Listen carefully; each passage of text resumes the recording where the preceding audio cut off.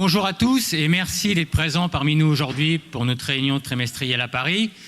Donc avant de débuter, je voulais vous présenter une partie de l'équipe qui m'accompagne aujourd'hui avec Giuseppe Peron, président gérant, Marco Sormani, associé gérant, David Mellul, directeur général et membre du comité d'investissement. Sur ma gauche, que vous connaissez très bien, donc David Wiersba, responsable de la distribution. Au fond, nous avons François Bazin, responsable du développement international. Il y a aussi pas mal d'analystes qui sont là aujourd'hui. Et moi-même, Franck Hervé, qui suis le directeur du développement de Varenne Capital. Donc la présentation va se dérouler de la façon suivante. Nous allons commencer par faire un bilan de la gestion, puis nous aborderons nos 4 stratégies que sont le long, le short, les situations spéciales et les couvertures macroéconomiques.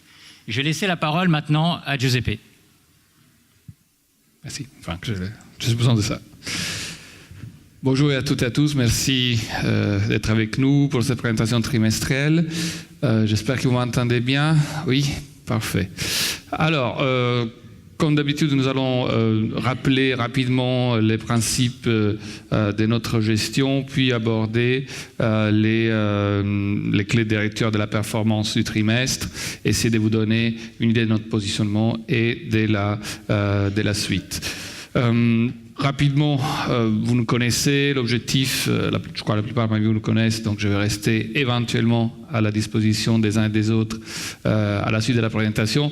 Mais pour ceux qui ne nous connaissent pas, l'idée, l'objectif de notre gestion est de délivrer une performance d'excellence dans la durée, donc non pas sur un trimestre ou sur un mois ou sur un trimestre, mais dans la durée avec les minimums de prise nécessaires à obtenir ces résultats.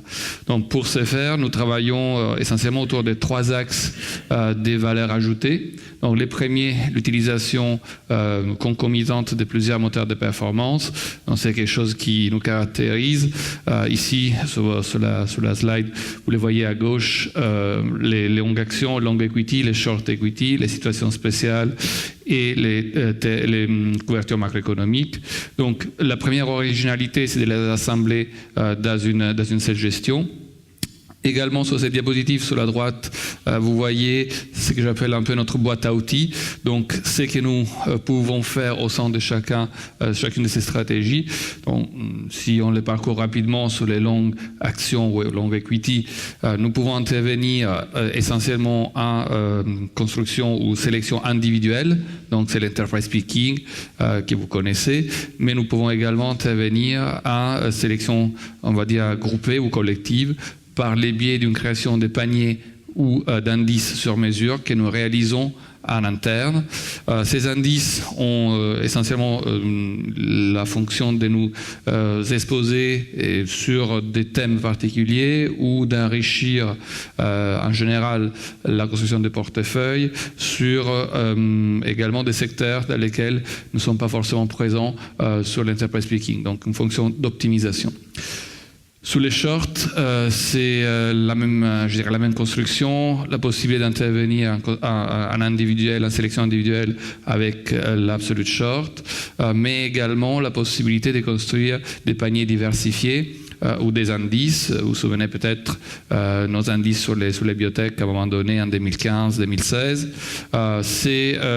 Ici, c'est probablement plus alternatif, c'est-à-dire nous pouvons choisir d'aller vers l'un ou plutôt vers l'autre en fonction des conditions des marchés ou macroéconomiques.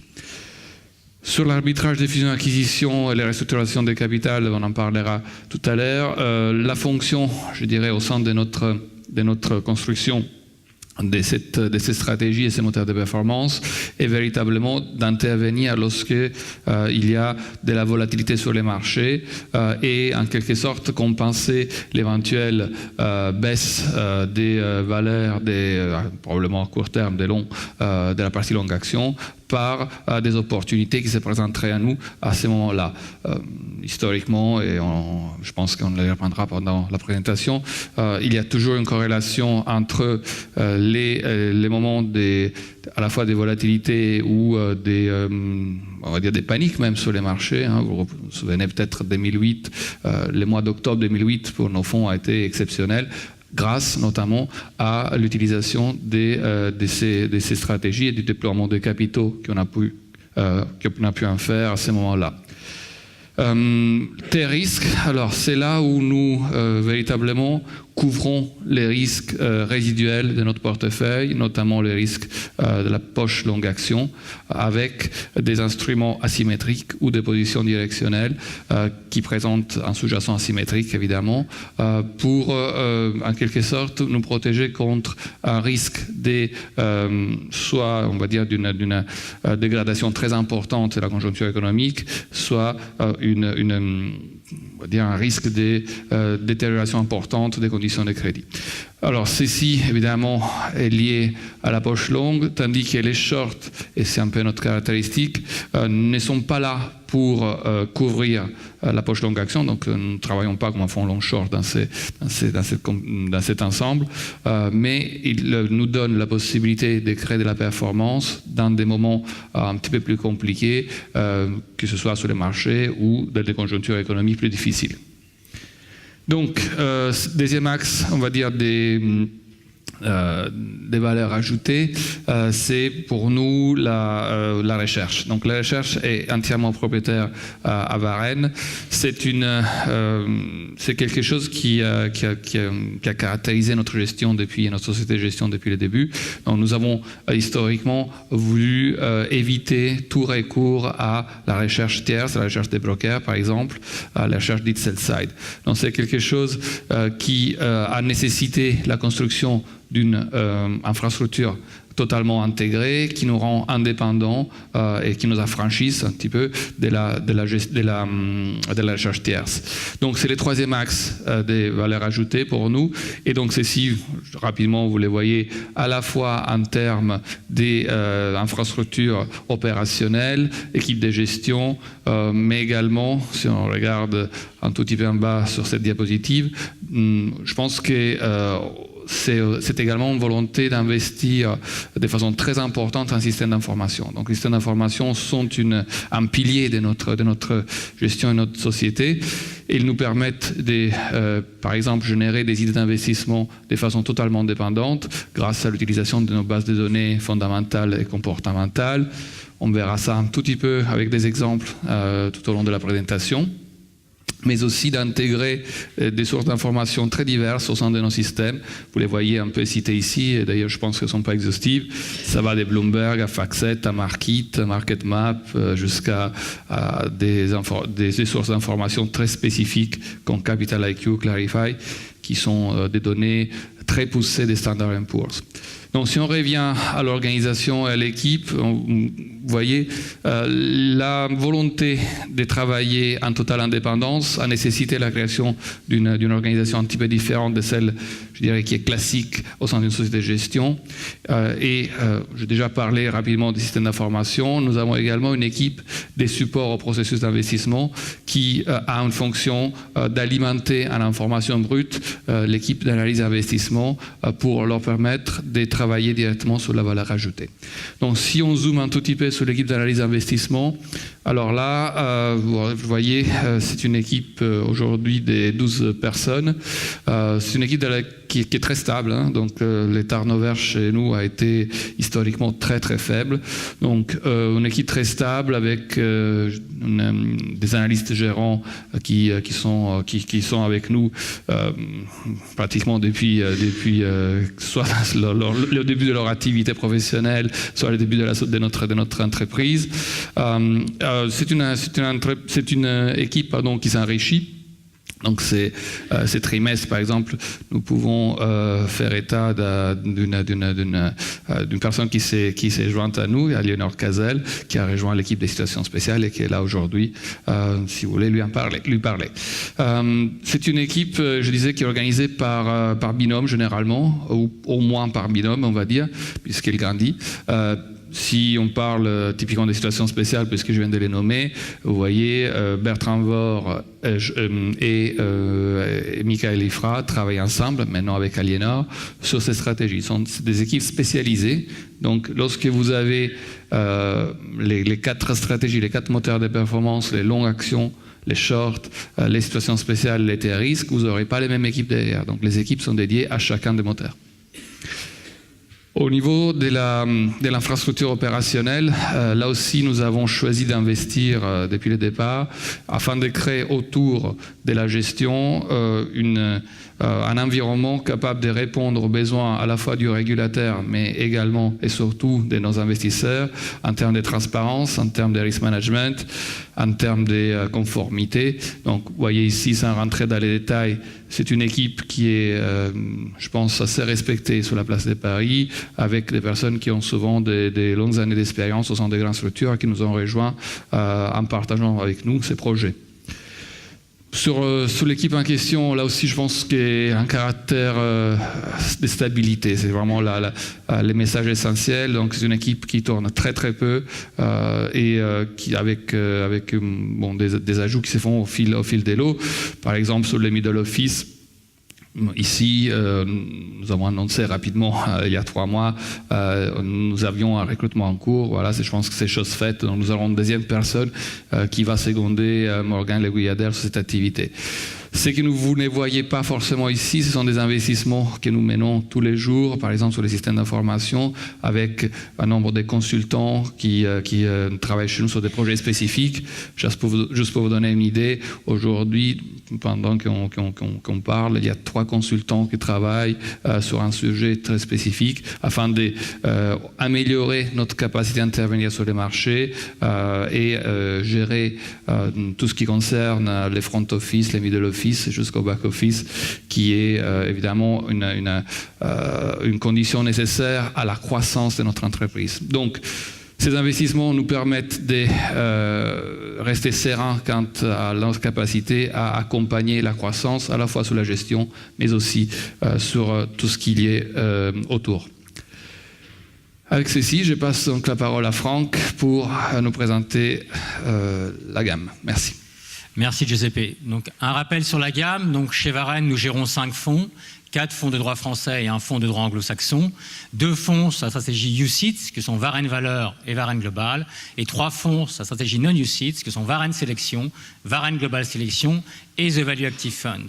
Ces 5 fonds utilisent nos 4 moteurs de performance concomitants et complémentaires afin de vous offrir le potentiel de croissance des actions en limitant très fortement le downside et surtout avec une décorrélation qui est très significative. Sur ce slide, vous avez la performance de nos fonds sur plusieurs années et nous sommes globalement satisfaits de la performance de nos fonds et du comportement de nos fonds depuis le début de l'année, puisque Varenne Valeur affiche une performance year-to-date à fin septembre de plus 4,85%, Varenne Global de plus 4,19%, Varenne Sélection de plus 6,43%, Varenne Global Sélection de plus 5,71% et The Value Active Fund de plus 8,45%. J'essaie là maintenant la parole à David. Merci Franck. Bonjour à toutes et à tous. Juste pour compléter cette présentation de la gamme, je voudrais vous annoncer la fusion prochaine de 2 de nos fonds, Varenne Global Sélection qui va être absorbé par Varenne Sélection. Cette opération s'inscrit après une convergence qu'on a observée dans la gestion de ces 2 produits. Aujourd'hui, on a des actifs qui sont composés de façon quasiment similaire et donc un profil de risque identique. Cette opération se fera en conservant les termes les plus favorables de Varenne Sélection, c'est-à-dire une liquidité quotidienne à la souscription comme au rachat, une éligibilité au PEA et cette opération normalement est prévue pour le 1er janvier 2019. Donc évidemment l'équipe commerciale et moi-même tenons à votre disposition toutes les informations sur cette fusion et qui ne doit pas apporter le moindre préjudice sur les investissements. Maintenant, pour revenir, comme nous avons l'habitude de le faire tous les trimestres, sur la contribution à la performance de notre gestion, 4 moteurs de performance. Comment ont-ils contribué au cours du 3e trimestre? Comment ont-ils contribué au cours des 9 premiers mois de l'année? C'est une année ou du moins pour les 9 premiers mois, ça a été 9 mois assez difficiles pour les marchés, avec des phases de volatilité, des phases de stress. Et Franck l'a dit rapidement, on peut souligner le bon comportement de notre gestion qui valide la valeur ajoutée de notre approche. Au cours du 3e trimestre, le principal moteur à la performance, c'est la poche longue action. C'est également le cas depuis le début de l'année, c'est-à-dire la bonne sélection de valeurs. Il est intéressant de noter toutefois le comportement de nos moteurs complémentaires. durant les 3 phases de stress. Première phase de stress en février, ce qui était à l'époque une tension commerciale à l'échelle internationale, la stratégie de couverture macroéconomique était le principal contributeur à la performance. Deuxième épisode de stress en mai avec l'épisode italien. Une nouvelle fois, la stratégie de couverture macroéconomique fait son travail avec une contribution positive sur le seul mois de mai de l'ordre de 0,6%. Et enfin, plus récemment, en août avec l'épisode turc et le risque de propagation sur le système financier européen, une nouvelle fois, une contribution importante de la stratégie de couverture macroéconomique. Donc si maintenant on regarde au cours sur les 9 premiers mois de l'année, eh bien, le principal contributeur, la poche longue action, donc la sélection de valeurs. Deuxième meilleur contributeur, la stratégie de situation spéciale. Bertrand et Michael auront l'occasion de revenir dessus, avec une contribution positive durant 8 des 9 premiers mois de l'année. Et enfin, donc, les stratégies de couverture macro qui a bien fonctionné. Voilà comment on peut expliquer déjà en quelques mots le bon comportement de notre gestion. Évidemment, l'équipe commerciale et moi-même tenons à votre disposition les détails de contribution par mois, par stratégie et par fonds pour ceux que ça intéresse. Je repasse à présent la parole à Franck. Merci. Merci David. Alors sur ce slide, vous avez la performance mois par mois de notre fonds Varenne Valeurs et comme le disait David, vous pouvez noter la décorrélation encore en 2018 dans des marchés, dans des chocs de marché forts. Si je prends le mois de mai par exemple, les marchés faisaient moins 2,5, moins 3, Varenne Valeurs fait plus 1,42 et de la même façon on est positif au mois d'août avec une performance de plus 1,85%. Une performance sur 5 ans pour Varenne Valeurs de plus 45% avec seulement une volatilité de 8,23%. Après, nous passons aux performances mois par mois de Varenne Sélection. Il est à noter que Varenne Sélection délivre une performance sur 5 ans de plus de 79% pour une volatilité seulement de 10,87%. Varenne Global, une performance sur to-date de plus 4,19%, une décorrélation aussi dans les chocs de marché cette année, mois de mai, mois d'août, et une performance depuis le lancement de plus de 45% pour une volatilité inférieure à 7%. Nous avons aussi le fonds Varenne Global Sélection, une performance sur to date de plus 5,71%, une performance depuis le lancement de plus de 70% pour une volatilité de 10,48%. Et pour terminer, on vous adjoint aussi la performance mois par mois de notre fonds anglo-saxon The Value Active Fund qui délivre une performance sur to date de plus 8,45% et une performance sur 5 ans de plus de 88% pour une volatilité maîtrisée de 8,58%. Je vais laisser maintenant la parole à Giuseppe qui va entrer en détail dans la gestion. Toujours le même. Merci Franck. Donc voilà, nous allons passer à revue les différents moteurs de performance. Comme je vous le disais, c'est de vous donner les clés de lecture de celles-ci, ainsi que des mouvements intervenus sur les trimestres et de notre positionnement pour la suite. Donc on commence avec les longs. Dans les longues actions, on commence avec la stratégie de sélection individuelle, donc l'enterprise picking. Je rappelle que cette stratégie, l'objectif c'est de créer un portefeuille concentré d'entreprises qui répondent à notre critère de qualité économique et qui se présentent à nous avec une décote significative par rapport à notre valorisation. C'est un travail que nous menons, comme vous le savez, en interne, un travail d'analyse qui se rapproche de la due diligence des fonds de private equity. Et c'est un travail que nous menons à la fois avec nos équipes en interne, avec Marco et Claire que vous connaissez, mais aussi avec des interventions d'experts sectoriels qui sont très souvent extrêmement utiles pour compléter la compétence de nos équipes qui est évidemment généraliste. Si on regarde rapidement quelles sont les caractéristiques des entreprises que vous avez dans les portefeuilles, je crois que la plupart parmi vous les connaissent, je ne reprendrai peut-être pas tout, juste une ou deux peut-être. L'avantage concurrentiel durable, c'est un trait caractéristique de l'ensemble des entreprises que vous trouvez dans notre portefeuille, avec notamment les deux facettes, on va dire, de l'avantage concurrentiel qui sont les costing power et les pricing power. Les premiers temps, la capacité à produire un bien ou service moins cher à l'unité par rapport à ses concurrents, et le deuxième, la capacité d'exiger un premium des prix ou de transférer son inflation des coûts. L'équipe de direction, qui est l'élément le plus important que nous évaluons, nous ne pouvons pas les mesurer évidemment, mais nous avons nos critères qui sont des critères assez semblables à ceux que vous utilisez lorsque vous appréhendez peut-être, vous découvrez un gérant des portefeuilles. Nous avons les mêmes outils, donc la stratégie qui est utilisée pour l'entreprise en question, ainsi que la capacité de la mettre en œuvre, les moyens, les ressources, les savoir-faire, et in fine, je dirais les track records, donc la capacité prouvée en fait d'obtenir des résultats dans la durée. Dernier élément peut-être à souligner, la dynamique de croissance et création de valeurs propres. On cherche des entreprises qui sont capables de délivrer de la valeur aux actionnaires minoritaires que nous sommes dans la durée et de façon aussi indépendante que possible des cycles économiques et sectoriels. Vous savez, pour mesurer, on va dire, la qualité économique des entreprises, nous avons créé une petite échelle que vous voyez ici à gauche. Elle s'apparente à une notation de crédit.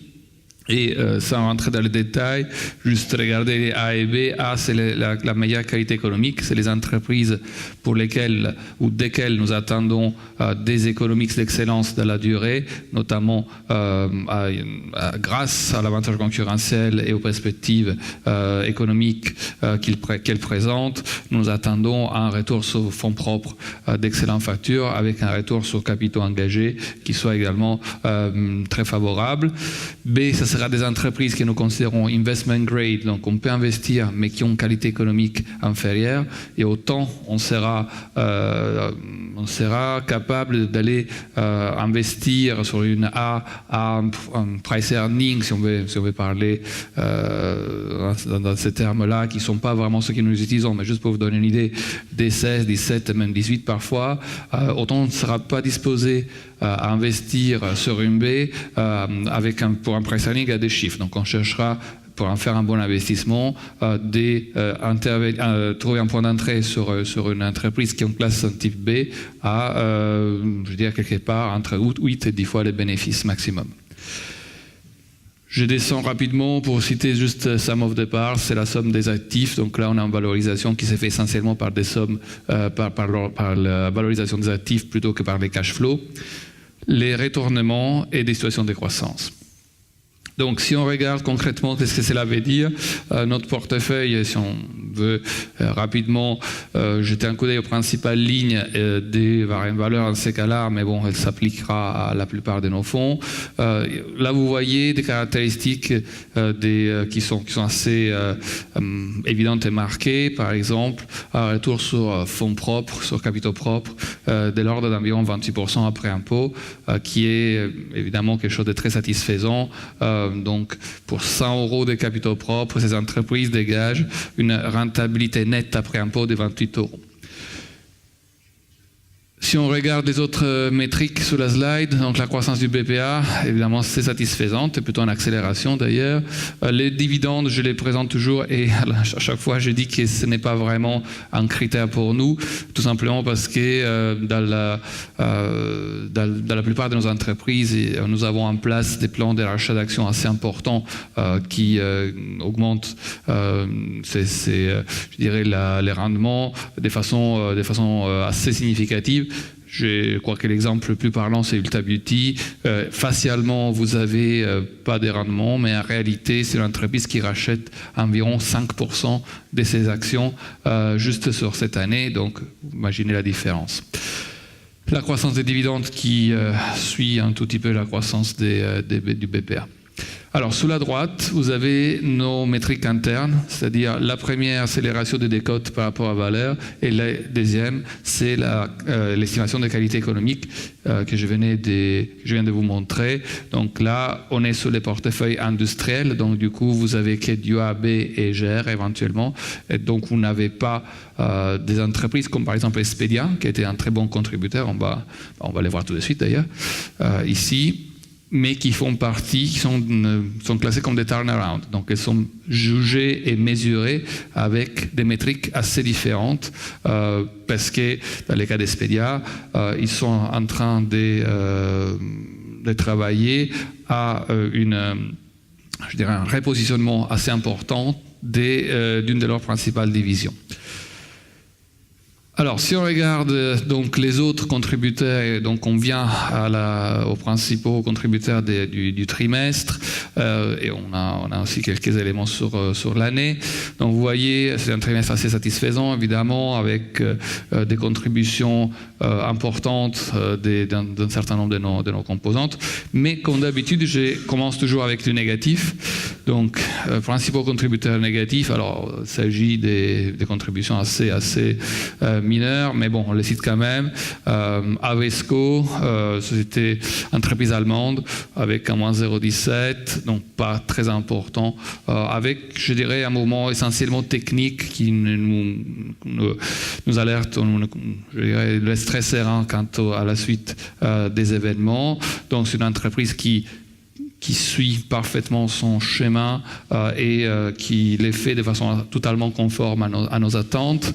LDC, alors LDC, effectivement, elle baisse pendant le trimestre, mais il faut rappeler, c'est une entreprise qui avait énormément monté suite notamment à l'acquisition de certaines activités d'un de ses principaux concurrents. Donc, si on revient maintenant aux principaux contributeurs, je ne vais peut-être pas m'attarder sur tous, mais juste vous donner quelques éléments. Alors, je dirais Ulta Beauty. Alors, Ulta Beauty, vous vous souvenez, il y a tout juste un an, donc il y a un an, dans cette salle, je vous avais présenté notre investissement en Ulta, mais également à Rostors. Pourquoi? Parce qu'on avait dit à l'époque, on avait profité un peu d'une braderie sur les actions du retail américain qui avait chuté de façon très très importante pour nous positionner. Vous les voyez ici, hein, il y avait des chutes importantes. Nous étions positionnés une première fois sur Ulta et Rostors. Donc un an plus tard, je pense que les résultats sont plutôt parlants. Donc, nous avons pu nous renforcer nos positions suite à, je dirais, un non-événement du point de vue de l'entreprise, mais quand même un événement du point de vue boursier, qui a été une class action qui a été lancée à ce moment-là. Vous vous en souvenez, je vous en avais parlé peut-être, d'une ancienne employée et qui finalement n'a absolument rien donné comme on l'imaginait. Donc on voit les parcours qui retrouvent en fait sa dynamique par la suite et évidemment qui est couronné en quelque sorte par une publication très satisfaisante le 30 août 2018. Tous les voyants sont au vert, on voit un chiffre d'affaires en progression de 16%, une croissance à périmètre constant de 7,3%, une augmentation des résultats nets de l'ordre de 30%. Donc ceci évidemment était particulièrement apprécié par les marchés. Deuxième contributeur, c'est assez prononcé, assez important sur l'année, Wirecard. Alors Wirecard, à différence des Ulta et Rostors, donc c'est quelque chose de plus récent. Je vous en avais parlé, je crois, en avril. Donc je pense que je vais faire, je profite du cas Wirecard pour déjà pour vous donner un peu d'informations sur cette entreprise parfois méconnue et également pour vous parler de la façon dont et vous donner un exemple de la façon dont on arrive à détecter ces genres d'idées. Donc Wirecard, juste pour revenir en arrière, elle affiche un parcours boursier exceptionnel puisque sur l'année, elle monte de plus de 100%. Alors, comme je vous ai dit, on ne l'a pas acheté en début d'année, on l'a acheté au courant de l'année. Donc pour nous, il s'agit d'une performance inférieure, mais c'est quand même une performance de l'ordre peut-être des 70%. Donc c'est un contributeur important, 0,90 points de base sur un fonds combat valeur, beaucoup plus sur les fonds FIA. Donc je vais laisser la parole d'abord à Moustapha pour Moustapha Mamache, qui est en charge de l'origination et je dirais de l'analyse comportementale chez nous, pour sortir 30 secondes de la présentation et vous donner une idée un peu de l'intérieur de comment nous arrivons à détecter une idée comme ceci. Et puis à Claire pour nous parler de l'entreprise. Mustapha.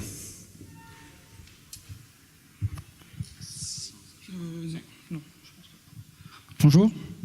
Bonjour tout le monde. Donc, comme a pu dire Giuseppe il y a quelques instants, la base comportementale est l'un des canaux principaux de recherche d'opportunités d'investissement.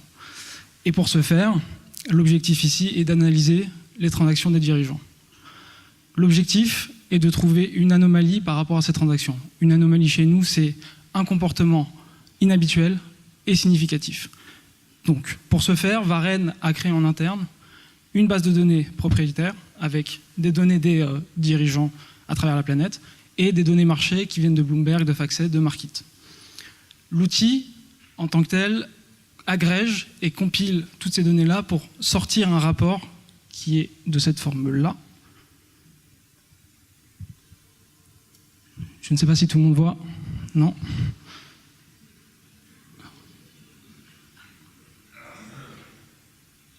Voilà. Donc ici, c'est le rapport que me fournit mon application une fois par semaine avec les mouvements acheteurs et vendeurs sur l'ensemble des sociétés. Pour vous donner quelques chiffres, la database, c'est 4,7 millions de transactions sur plus de 60 pays, plus de 30 000 compagnies, avec plus de 300 000 insiders. Insiders, c'est dirigeants ou une société qui détient X% de l'ownership de la société.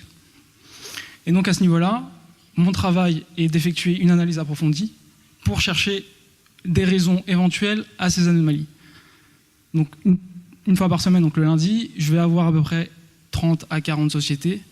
Et à l'issue d'une recherche approfondie d'informations, ça va par une recherche dans les annual reports, les proxy statements, les notations d'AG, les informations sur Internet, etc., pour essayer de comprendre, d'où le why en haut à gauche, quelles sont les raisons éventuelles pour ces achats ou pour ces ventes.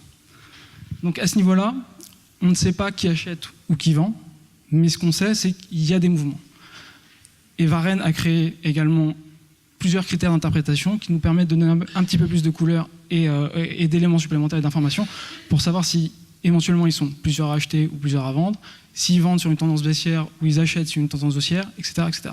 Mais à ce niveau-là, on n'a pas forcément cette information. Donc on a créé une deuxième vue, appelée bottom-up chez nous, où on va avoir un peu plus de granularité sur la société, à beaucoup plus de profondeur, parce qu'on va être capable de savoir sur plusieurs périodes, sur les 3 derniers mois, à quel moment ces mouvements ont été acheteurs ou vendeurs par rapport à ces dirigeants.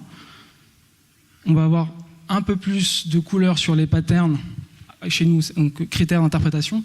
Donc on peut savoir ici, sur les 90 derniers jours, combien d'insiders étaient à l'achat sur un trend baissier, combien d'insiders ont vendu en même temps et combien d'insiders ont vendu sur un trend baissier. À ce niveau-là, ça nous donne effectivement un peu plus d'informations sur le cas et ça permet de nous dire si jamais on peut approfondir ou pas sur telle ou telle société. À ce niveau-là, on va avoir le nom des insiders, leur position au sein de la société, donc chairman of the board ou CEO ou director, et leur net trading, c'est-à-dire leur mouvement sur les 90 derniers jours. Donc là, sur cette société, on peut savoir que c'est le CEO Sébastien James qui vend pour 1 100 000 €. Ici, on va avoir l'ensemble des transactions de la société sur un certain nombre de données, avec tous les patterns d'activation sur votre droite là, qui nous permettent de savoir si c'est telle ou telle transaction qui permet de déclencher ou non un comportement inhabituel.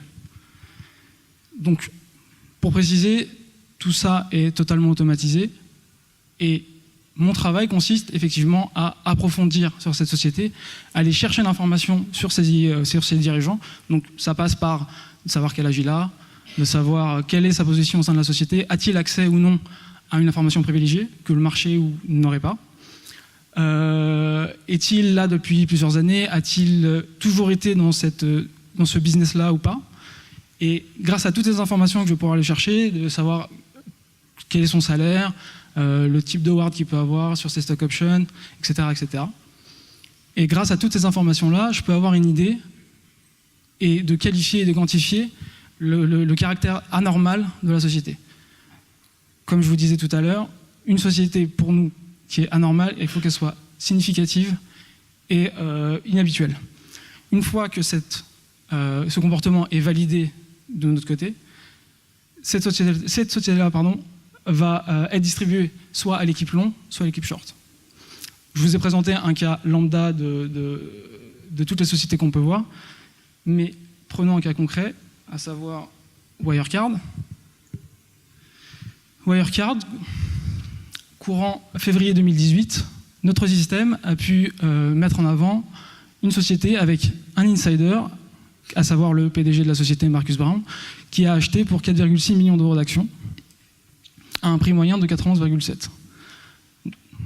Pour les patterns d'activation, on a un industrial pattern buy et un buy on strength. Buy on strength, ça signifie que le cours a monté et qu'il était acheteur, ce qui est plutôt très intéressant pour nous. Et industrial pattern, c'est que ce qui nous intéresse, nous, c'est le côté significatif. C'est-à-dire que l'insider ou le dirigeant, on peut le voir comme un investisseur. C'est-à-dire qu'il est prêt à mettre énormément d'argent pour acheter ses actions. Et donc, à l'issue de Wirecard, on a pu constater qu'on a qualifié cette société d'anormale par rapport à son comportement. Et effectivement, le cas est passé à l'équipe longue. Et je laisse Claire continuer la suite.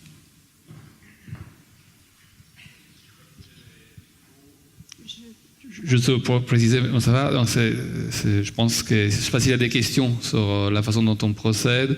Alors c'est des transactions anormales, pas des sociétés anormales, juste pour préciser. Et ces transactions déclenchent donc une anormale.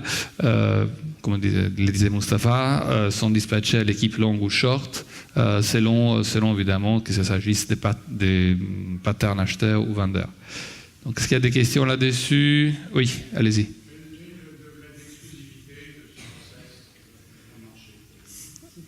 Exclusivité au sens... Pardon? Oui, absolument. C'est une application créée en interne. Je vais répondre. Pardon. Oui, c'est une application qui a été créée spécialement chez Varenne, par Varenne. Et ce qui est intéressant, je pense aussi, peut-être Mustapha, tu vas en parler 30 secondes, c'est les fruits d'un travail de recherche de plusieurs années. C'est-à-dire, ce qui est... Pour juste ajouter quelque chose, Claire, je te demande juste une seconde. Nous avons, en fait, c'est du big data. Alors, je ne sais pas si vous connaissez du big data. Au fond, il faut avoir les données. C'est déjà une première étape, ce qui n'est pas facile. Comme le disait Mustapha, cette application agrège données de types très différents. Nous travaillons sur combien de pays, Mustapha? 68. 68 marchés, pays au niveau mondial.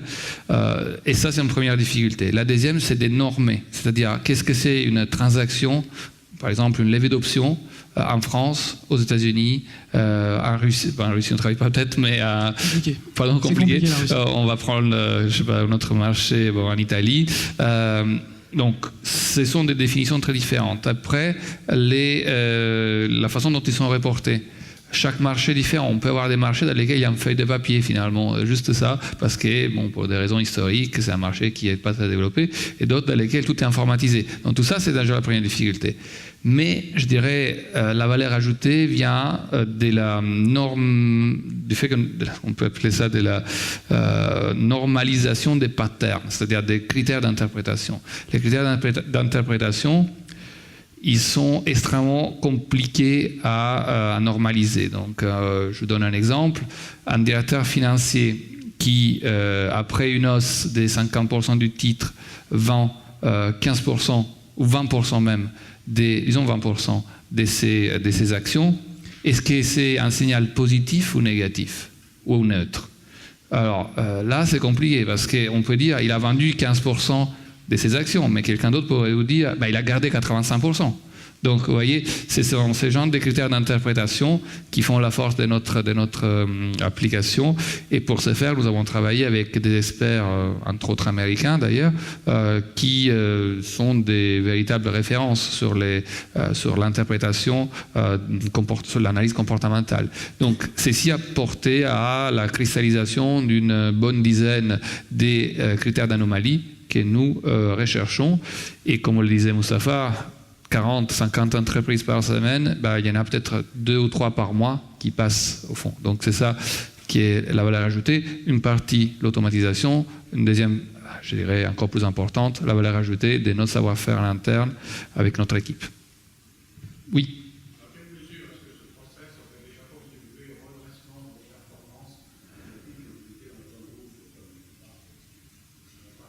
Quelle zone rouge? Excusez-moi. Vous parlez de quelle zone rouge? Pardon? Écoutez, nous, c'est quelque chose qui est au fil de l'eau. Mais bon, un bon exemple, on va les voir ici. Donc, je vous dis Wirecard, on va reprendre ces critères, cette approche. En performance, je reviens en arrière pour qu'on fixe les idées sur variable valeur des 90 points de base, 0,9% en 6 mois. C'est tout à fait convenable. Et clairement, un de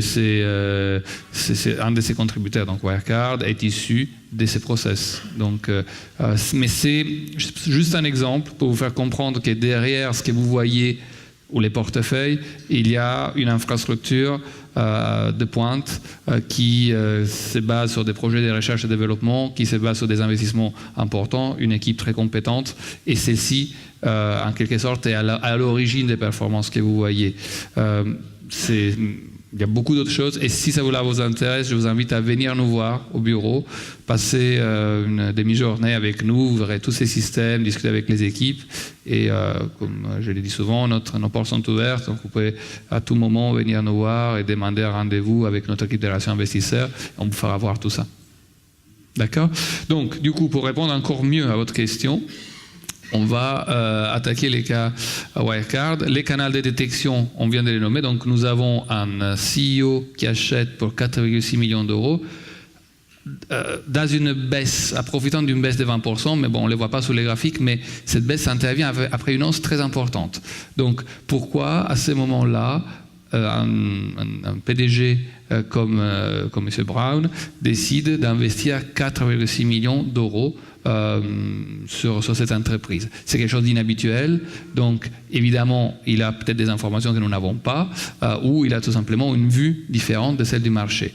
Le travail de Claire et Marco, c'est justement d'aller, les fameux why que vous voyez tout à l'heure, donc de comprendre le pourquoi de ce comportement anormal. Donc on va laisser Claire, tiens, merci, nous expliquer pourquoi.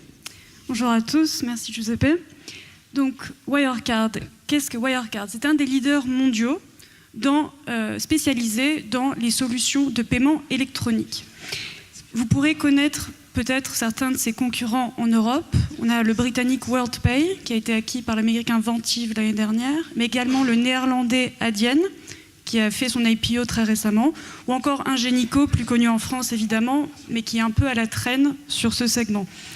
C'est un secteur, je vais vous les présenter aussi après un petit peu plus par ailleurs dans un schéma pour expliquer comment tout cela fonctionne, ne vous inquiétez pas. Donc c'est un segment où on parle en termes de volume de transactions traitées. Wirecard sur l'année 2017, c'est 91 milliards d'euros de volume de transactions. Pour cette année, l'année 2018, on est en passe de dépasser les 100 milliards d'euros de transactions traitées. Et pour 2020, il prévoit de dépasser les 200 milliards. Si on regarde les données LTM, donc on constate une croissance significative sur tous les plans, un chiffre d'affaires qui croît de quasiment 49%, un résultat opérationnel de plus de quasiment 44%, et un résultat net qui explose, on va dire, quasiment à plus de 50%. Sur ce schéma, alors je vais vous présenter un petit peu l'envers du décor. Quand vous faites une transaction en ligne, je vais parler de transactions en ligne parce que c'est vraiment le cœur de métier de Wirecard, mais c'est à peu près similaire dans une transaction que vous pourriez faire en magasin avec votre carte, une transaction électronique. Donc, en tant que prestataire de services, de paiement, Wirecard est une courroie de transmission entre la banque du client, nous en tant que consommateurs, et la banque du commerçant. Ce que vous voyez ici, alors surtout c'est à ne pas confondre avec par exemple un PayPal ou un Alipay qui sont eux des moyens de paiement au même titre qu'une carte bancaire. Ce que vous voyez sur ce schéma, c'est plusieurs intermédiaires qui interagissent au moment d'une transaction. Le premier acteur, ce que vous voyez en haut à gauche, l'émetteur. Donc l'émetteur, c'est la banque du consommateur, celui qui émet votre moyen de paiement. Deuxième acteur, l'acquéreur. L'acquéreur, c'est la banque du commerçant chez qui vous effectuez vos achats. Et puis vous voyez en haut au milieu les réseaux monétiques. Réseau monétique, c'est le réseau auquel est rattachée votre carte. Donc vous pouvez avoir une carte du CIC, votre banque émettrice, mais qui est une Visa, donc rattachée au réseau monétique Visa. Et puis à droite, les fournisseurs de solutions de paiement, ou PSP en anglais, qui vont fournir la technologie qui doit permettre de processer ces transactions. Ici, Wirecard se situe à la fois en émetteur, en acquéreur et en fournisseur de solutions de paiement. Ingenico, par exemple, vous allez le retrouver au niveau du commerçant surtout, avec les TPE, les terminaux de paiement physiques. Ingenico essaye de remonter la chaîne en termes donc de fournir des solutions de paiement dématérialisées aussi, mais un petit peu à la traîne, comme je vous l'ai dit. Et puis, un concurrent Adyen, par exemple néerlandais, vous allez le retrouver en acquéreur et en fournisseur de solutions de paiement.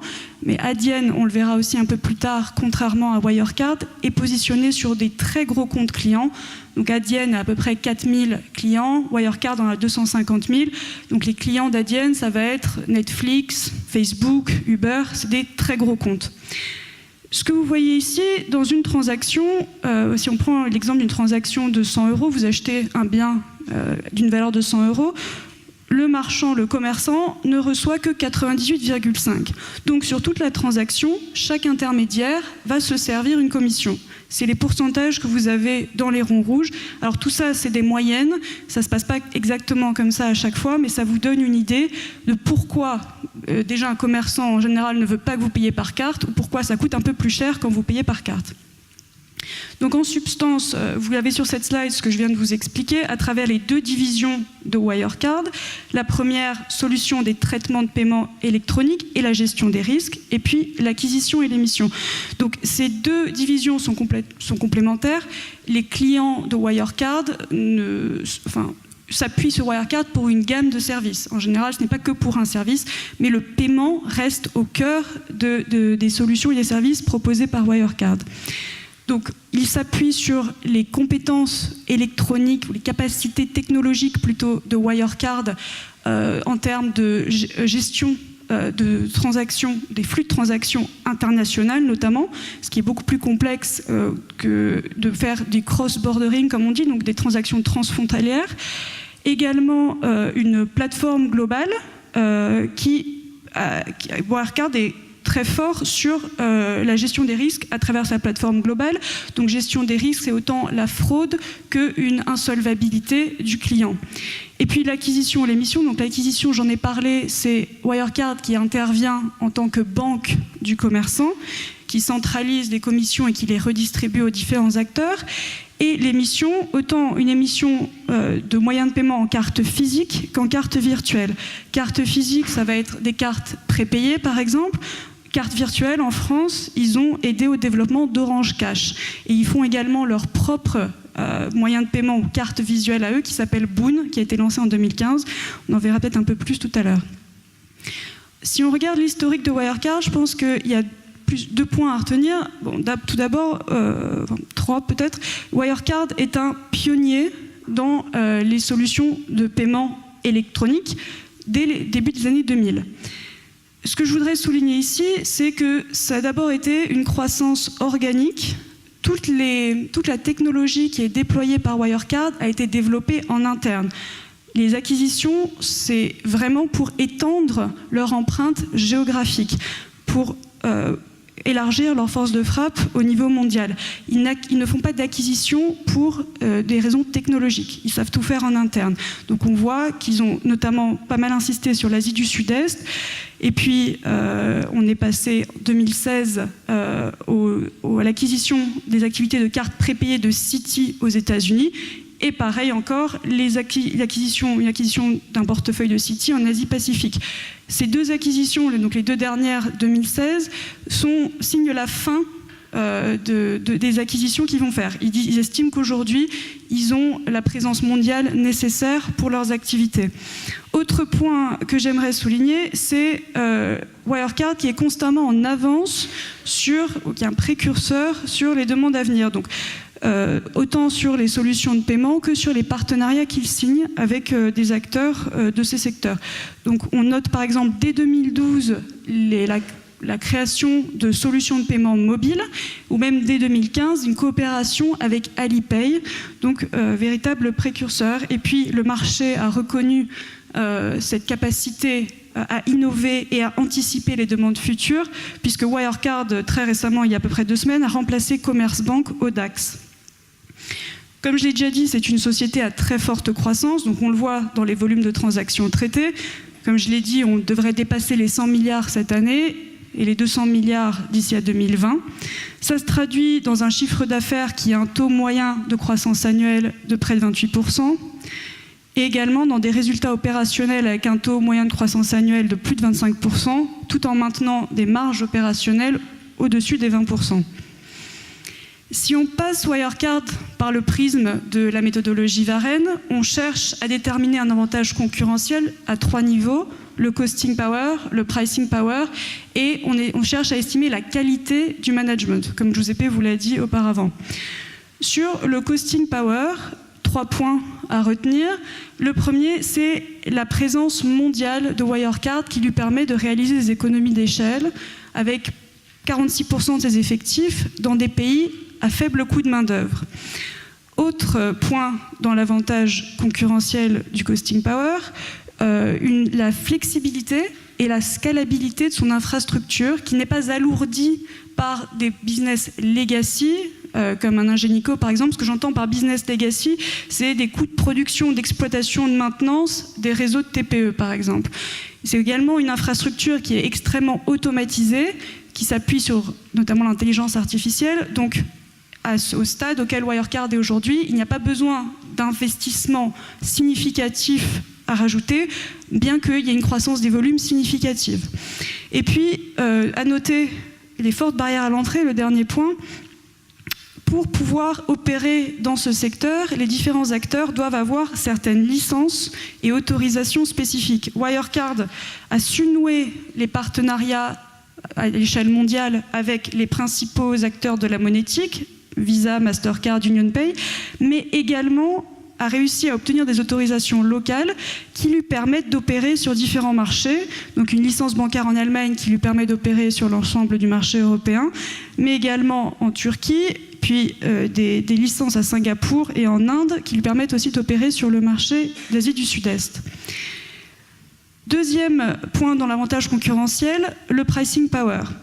Ici, j'aimerais attirer votre attention sur le fait que Wirecard, de par sa capacité vraiment différenciante à évaluer et à gérer le risque client, un peu au même titre qu'une assurance, a été capable de se positionner, de se spécialiser sur des niches où l'intensité concurrentielle est réellement moindre. La première spécialisation, c'est une spécialisation que j'appellerais client. Donc des clients qui opèrent dans des métiers plus complexes, par exemple les compagnies aériennes, sites de paris sportifs ou les sites de jeux, mais également des clients qui sont de plus petite taille. Je vous parlais d'Adyen tout à l'heure qui avait 4000 gros comptes clients. Wirecard a 250 000 clients et de ces 250 000 clients, vous nous en avez 212 000 qui sont des petits comptes qui réalisent donc moins d'1 million d'euros de volume de transactions par mois, et donc face auquel Wirecard a un pouvoir accru de négociation et est capable de poser une tarification plus élevée. Autre spécialisation, cette fois-ci géographique. Donc Wirecard a su se développer par acquisition, comme on l'a vu dans la chronologie historique, a su se développer sur des pays émergents, mais en très forte croissance, sur lesquels ses principaux concurrents ne sont pas vraiment allés et essayent de la rattraper aujourd'hui. Donc c'est un véritable précurseur sur ces géographies. Et puis enfin, le dernier point de l'avantage concurrentiel, le management, la qualité du management. Ici, on notera surtout le couple Brown-Marsalek, Marcus Brown, Yann Marsalek. Marcus Brown qui est le président-directeur général et le directeur général de la technologie, et Yann Marsalek qui est le directeur général délégué. 2 personnes qui sont là depuis le tout début de l'aventure, qui sont de véritables entrepreneurs, qui ont une véritable vision pour l'entreprise, qui ont su, comme je l'ai déjà dit, être précurseurs, pionniers, être en avance par rapport au marché, et qui ont une véritable flexibilité dans leur prise de décision. Ils savent s'adapter aux nouvelles tendances, ou même lancer parfois de nouvelles tendances. Les perspectives, je pense que c'est ce qui nous a permis ou ce qui nous permet de comprendre ou d'expliquer les transactions que vous a présentées Mustapha, donc la transaction de Marcus Brown en début d'année. Wirecard est présent sur un marché en pleine explosion, donc avec deux tendances très porteuses. La première, c'est la croissance des transactions électroniques. Aujourd'hui, les transactions électroniques, c'est 15 à 20% des échanges mondiaux, ce qui veut dire qu'il y a 80 à 85% des transactions qui se font encore en liquide. Donc une énorme voie de croissance. Couplé, donc deuxième tendance, couplé avec ce qu'on appelait ici les paiements digitaux ou la dématérialisation de ces transactions. Cette dématérialisation est amenée à croître d'à peu près 14% par an entre d'ici à 2022. Ces deux tendances sont véritablement portées par ce qu'on appelle le M-commerce, ou le commerce, les paiements par mobile, donc des téléphones portables, qui sont eux-mêmes, donc vous savez tous qu'il y a un taux de pénétration des smartphones, qui croît énormément, et puis de l'arrivée sur le marché de ce que j'ai appelé ici la génération digitally native, ce qu'on pourrait appeler une génération qui est quasiment née avec un smartphone dans la main, qui fait tout avec son smartphone, et ça va vraiment amener, extrêmement booster les croissances en termes de transactions électroniques et la dématérialisation des transactions. Autre point que j'aimerais noter ici, c'est l'émergence de modes de paiement alternatifs. Donc ici, on parle de Alipay, WeChat Pay, Google Pay, etc., qui vont eux aussi participer à agrandir cette masse des volumes de transactions dématérialisées, mais également il y a énormément de nouveaux projets, alors on en voit chez Amazon, mais il y a d'autres acteurs, de nouveaux projets qui poussent vers plus de dématérialisation et qui poussent de plus en plus à faire en sorte que le paiement devienne imperceptible. Donc le magasin, par exemple Amazon Go, dont vous avez peut-être entendu parler, qui sont en ce moment, il y en a quelques-uns aux États-Unis, ils parlent d'en mettre un peu plus de 3000 d'ici à quelques années. C'est vous rentrez dans le magasin, vous scannez votre téléphone, vous avez une application sur votre téléphone que vous scannez, et puis vous vous servez de ce que vous voulez, il n'y a pas de caisse, vous sortez, vous êtes automatiquement débité. Dans le futur, et Wirecard participe à ça, on n'aura même plus besoin de scanner son téléphone, tout se fera par reconnaissance faciale. Donc toute la data est reliée en reconnaissance faciale, biométrie, avec votre téléphone, avec d'autres données, et le paiement se fera de manière complètement imperceptible. En conclusion, donc j'aimerais revenir sur ce que disait Mustapha. Donc l'alerte que nous a donnée notre base de données comportementale et l'analyse qui en a suivi nous a permis de comprendre que Wirecard était véritablement positionné, c'était vraiment véritablement spécialisé sur des niches qui lui permettaient de mettre une tarification plus élevée que ses principaux concurrents, mais également était dans un marché extrêmement porteur, comme on vient de le voir, en pleine croissance, qui est en fait fondamentalement drivé par les changements de nos modes de vie et de nos modes de consommation. Alors ça, c'est pour nous, mais dans les pays émergents, c'est d'autant plus fort, et Wirecard est un des principaux acteurs sur ces marchés émergents. Je vous repasse la parole à Giuseppe. Merci Claire, merci Mustapha. Donc j'espère qu'avec ces cas assez complets, vous avez pu apprécier à la fois le travail mené par les équipes avec Marco et Claire, notamment sur l'enterprise speaking, mais aussi l'originalité de la détection de nos idées d'investissement. Donc si on continue, on est toujours sur les contributeurs. Donc je vous ai parlé des Rostors. Là, pareil comme Ulta, il y a un an, vous avez présenté nos deux on va dire, choix au sein de la braderie du retail américain. Je vous avais dit l'année dernière, on essaie de récupérer, je vais utiliser une expression un peu coloré, je veux dire, on essaie de récupérer des bébés qui avaient été lancés avec l'eau du bain. Donc typiquement, voilà, c'est Rostor et Ulta pour nous les deux qu'on avait récupérés. Et voilà, depuis, vous voyez les parcours assez remarquables de cette action. Ce qui par contre nous intéresse un peu plus, c'est le 23 août, la publication des résultats, là encore totalement satisfaisante, avec une augmentation des résultats nets qui est encore plus importante, certes, que les résultats opérationnels, qui est déjà assez élevé, puisque la marge est de 15%, résultat net plus 27%. Il faut aussi comprendre que ces entreprises, comme on vous l'avait dit à l'époque, allaient bénéficier de la baisse des impôts aux États-Unis, et Ulta comme Ross Stores ont une activité exclusivement dans ces pays. Donc ils étaient des grands bénéficiaires du plan Trump sur la réduction de la corporate tax américaine. Si on continue, Walt Disney, donc sur Walt Disney, là également vous avez présenté fin 2016, notre vue sur cette entreprise qui à l'époque souffrait, je vous rappelle, un peu de l'évolution du câble opérateur américain, avec sa présence évidemment dominante en termes des fournisseurs des contenus sur la télévision américaine par câble. Nous ne partageons pas l'opinion du marché à l'époque parce que nous savions quelle était la force des franchises, notamment dans la production de contenu de ces entreprises. Nous étions attentifs tout de même à cette tendance et nous avions grande confiance dans le management et notamment à la personne de Bob Iger. Alors cette confiance, je pense, cette confiance a été plutôt bien positionnée, on va dire. Tout simplement parce que au cours de ces années, l'entreprise a suivi une évolution assez importante. Elle a réussi par des acquisitions menées de main de maître par Iger, à se positionner sur les direct consumer, comme disent les Américains, c'est-à-dire à être un véritable concurrent des Netflix et autres providers natifs sur Internet, des distributeurs des contenus, mais aussi avec des acquisitions comme BAMTech. Il a réussi à se positionner également comme une véritable entreprise leader dans la distribution des contenus en ligne, par exemple dans les sports. Mais sans aller trop loin dans la description de l'entreprise, donc globalement encore un très bon contributeur sur les trimestres sous l'année. Ce que je vais faire, je vais repasser peut-être la parole à Claire pour vous parler rapidement de la fusion Walt Disney Century Fox. On vous en avait parlé, si je ne me trompe pas, en janvier. Donc c'est chose faite aujourd'hui et on est très satisfait de cela. Et je te laisse en parler rapidement. Donc, comme dit Giuseppe, vous venez de vous le dire, Giuseppe, on vous avait parlé de cette transaction en janvier de cette année.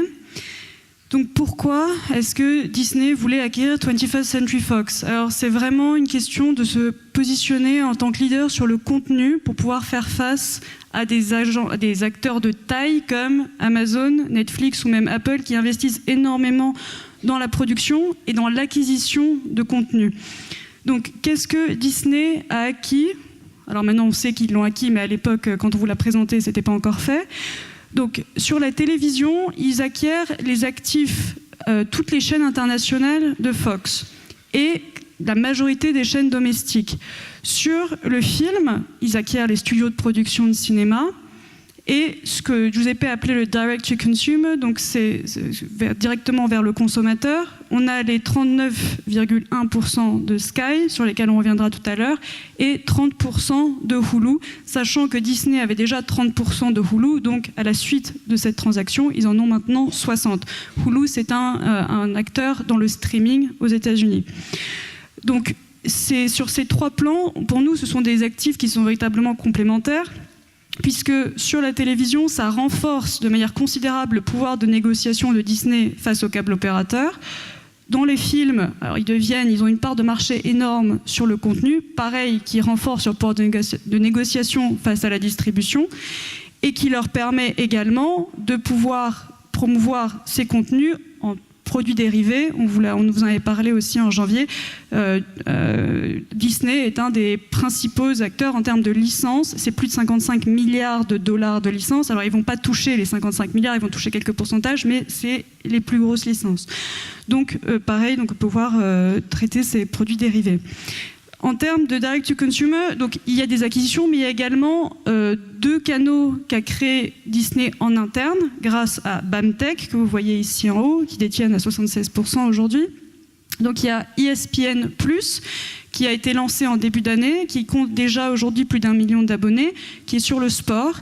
Et puis on attend pour la fin 2019 Disney+, qui sera l'équivalent d'ESPN+, sur le divertissement.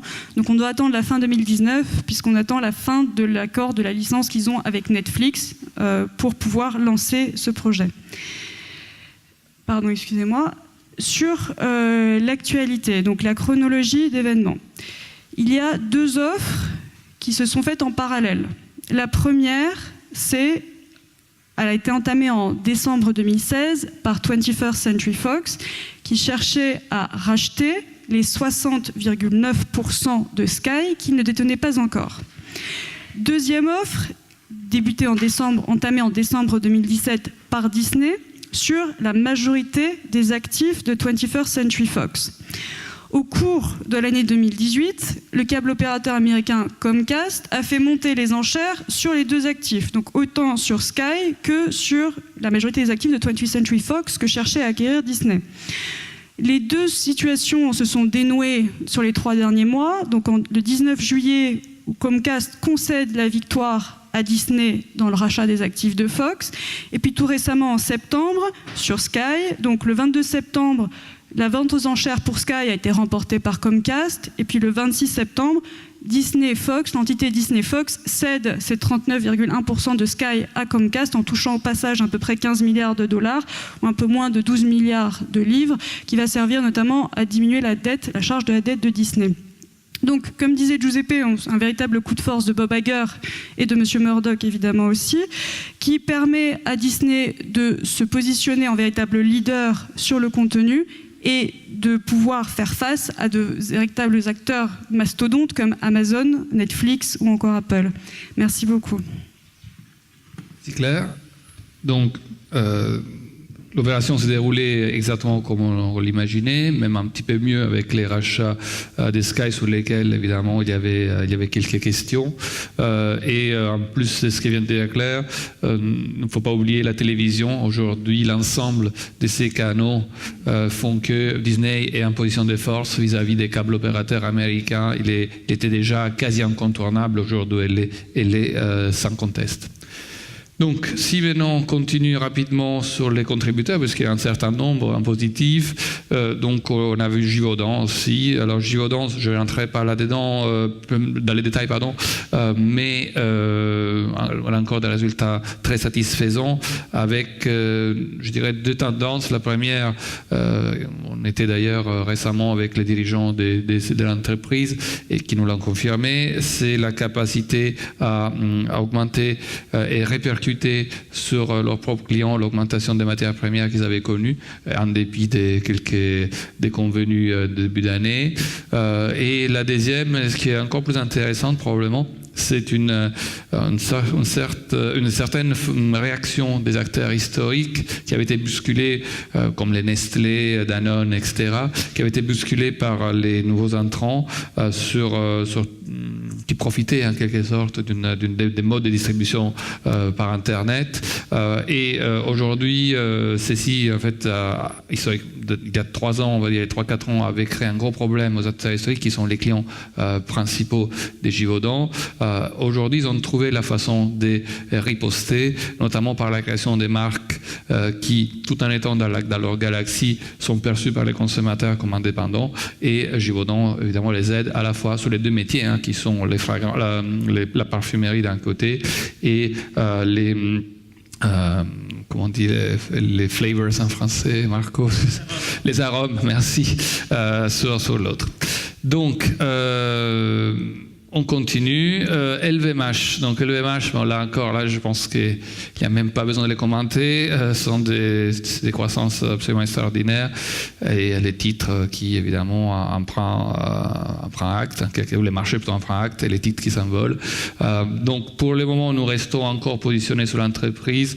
Nous ne sommes pas encore à la vente. Évidemment, nous surveillons de près les événements à la fois géopolitiques, macroéconomique, mais il faut reconnaître que c'est une entreprise qui a une capacité à faire beaucoup mieux que les marchés, et à gagner des parts de marché sur l'ensemble de ces secteurs. Si vous regardez rapidement les chiffres qui ont été annoncés et publiés au niveau de chacun des segments, vous avez la mode et maroquinerie qui fait plus 15%, là vous avez Louis Vuitton par exemple, la distribution sélective avec 15%, là vous avez Sephora.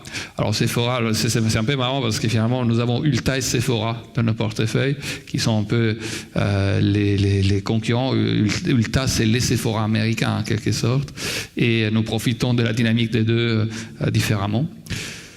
Les parfums, les cosmétiques, les montres joaillerie, bon, voilà, tout ça est au vert et comme actualité, on va dire, on a assisté à quelques remaniements au sein de la division, notamment montres joaillerie, avec les retraits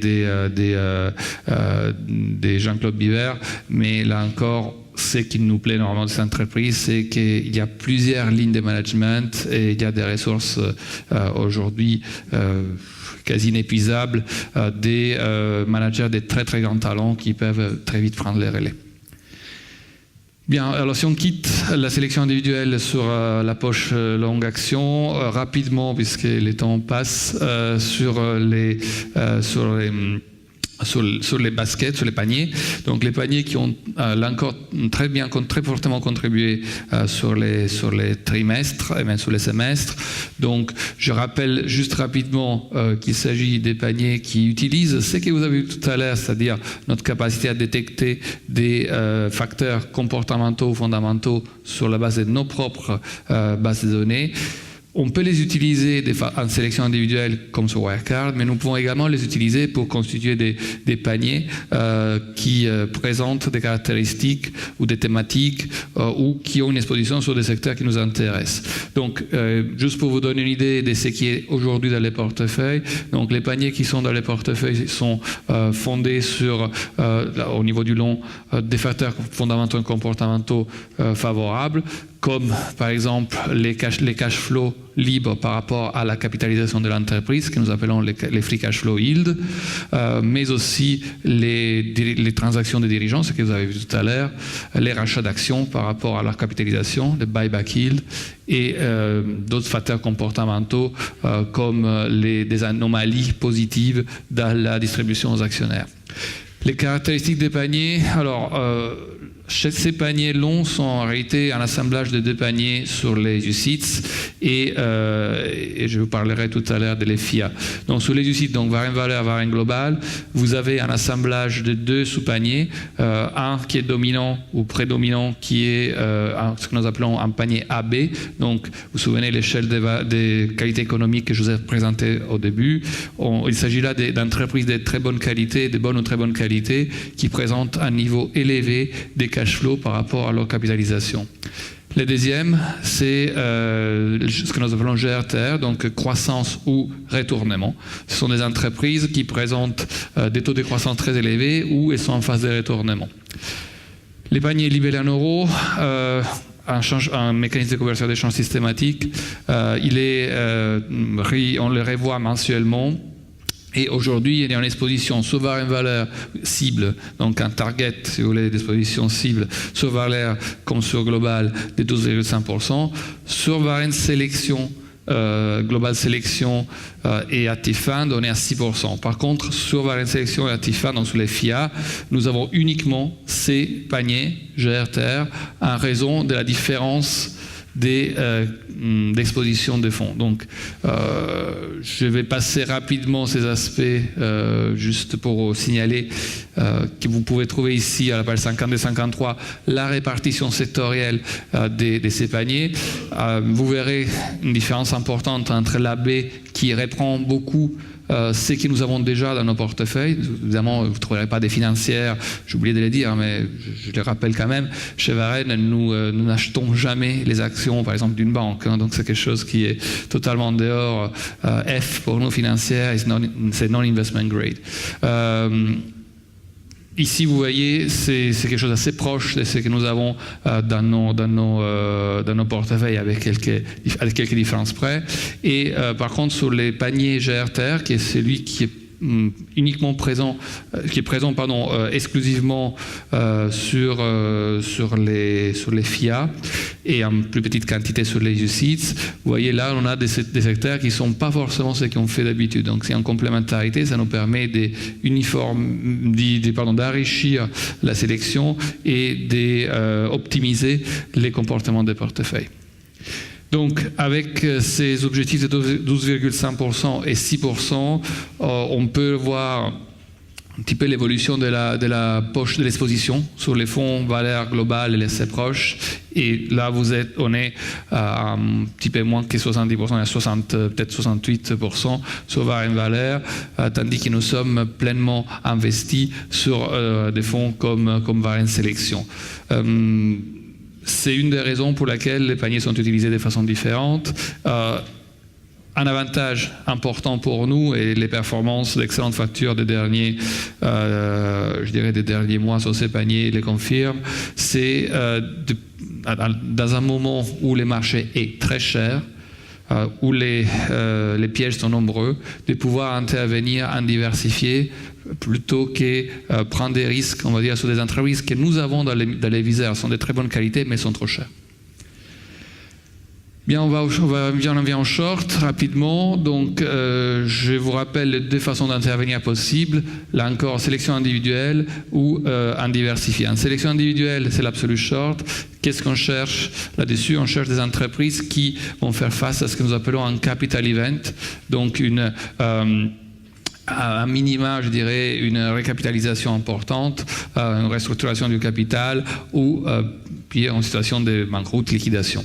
Donc, ce sont des situations que nous ne voyons toujours pas aujourd'hui. Donc, on n'est pas présent aujourd'hui sur ces créneaux, sur cette stratégie. L'équipe, évidemment, est prête à revenir dessus lorsque le moment sera opportun. Mais aujourd'hui, si on fait un petit lien avec les restes d'ailleurs de la présentation, on est on va dire, d'une dizaine d'années, voyons ici, des politiques monétaires absolument historiquement, je dirais, accommodantes. Donc, du coup, on se retrouve dans une situation dans laquelle des entreprises qui sont en faillite virtuelle n'ont toujours aucune difficulté à se refinancer. Et ceci indépendamment, je dirais, ou en dépit de la normalisation qui s'amorce aux États-Unis de la politique monétaire. Je reviendrai sur ça peut-être tout à l'heure. Donc, on les voit assez facilement, puisque même aux États-Unis, même si nous avons connu un petit effet de repricing de la yield américaine, nous sommes encore à des niveaux extrêmement faibles. En Europe, c'est la même chose. On est, je rappelle, à 3,8% sur ce qu'on est censé appeler un high yield en Europe. Et par conséquent, si on regarde l'évolution des indices short, on voit bien qu'en gros, ils ne créent pas de valeur. Donc, notre positionnement et notre choix a été, depuis 2016, vous le savez, d'être absent totalement du short pendant que ces conditions restent vraies, et de revenir petit à petit avec les paniers à partir d'avril de cette année. Donc nous avons créé des paniers aujourd'hui dans des doses qui restent assez faibles, puisque nous avons un target d'environ 5% sur tous les portefeuilles, et qui sont en fait constitués d'entreprises qui présentent des caractéristiques, comme vous pouvez voir à l'écran, à la fois des facteurs comportementaux et fondamentaux défavorables. Donc là, on cherche des entreprises qui, typiquement ici, sont très endettés, à la différence du long, vous savez, où on n'aime pas du tout la dette. Sur les shorts, vous avez des entreprises endettées, vous avez une rentabilité sur capitaux propres et en général sur capitaux engagés négatif. Vous voyez, rentabilité des actifs moins de 2%. Un niveau de valorisation qui reste cher, et surtout, ce sont des entreprises qui brûlent énormément de cash par rapport à leur capitalisation. 13 sur 33 ne payent pas des dividendes parce qu'ils ne sont pas en mesure de les faire. Donc, je vous laisse apprécier l'évolution des cash flows, typiquement sur ces thèmes.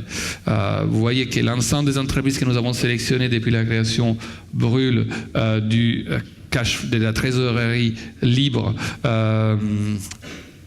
sauf, je dirais, 5, mais ces 5, une fois qu'on regarde ce qu'on appelle la trésorerie après M&A, donc après opération de fusion-acquisition, elles rejoignent les lots, puisque chacune d'entre elles brûle entre 20 quelques % et 40% de leur capitalisation par an. Donc elles sont dans une situation qu'on peut définir critique.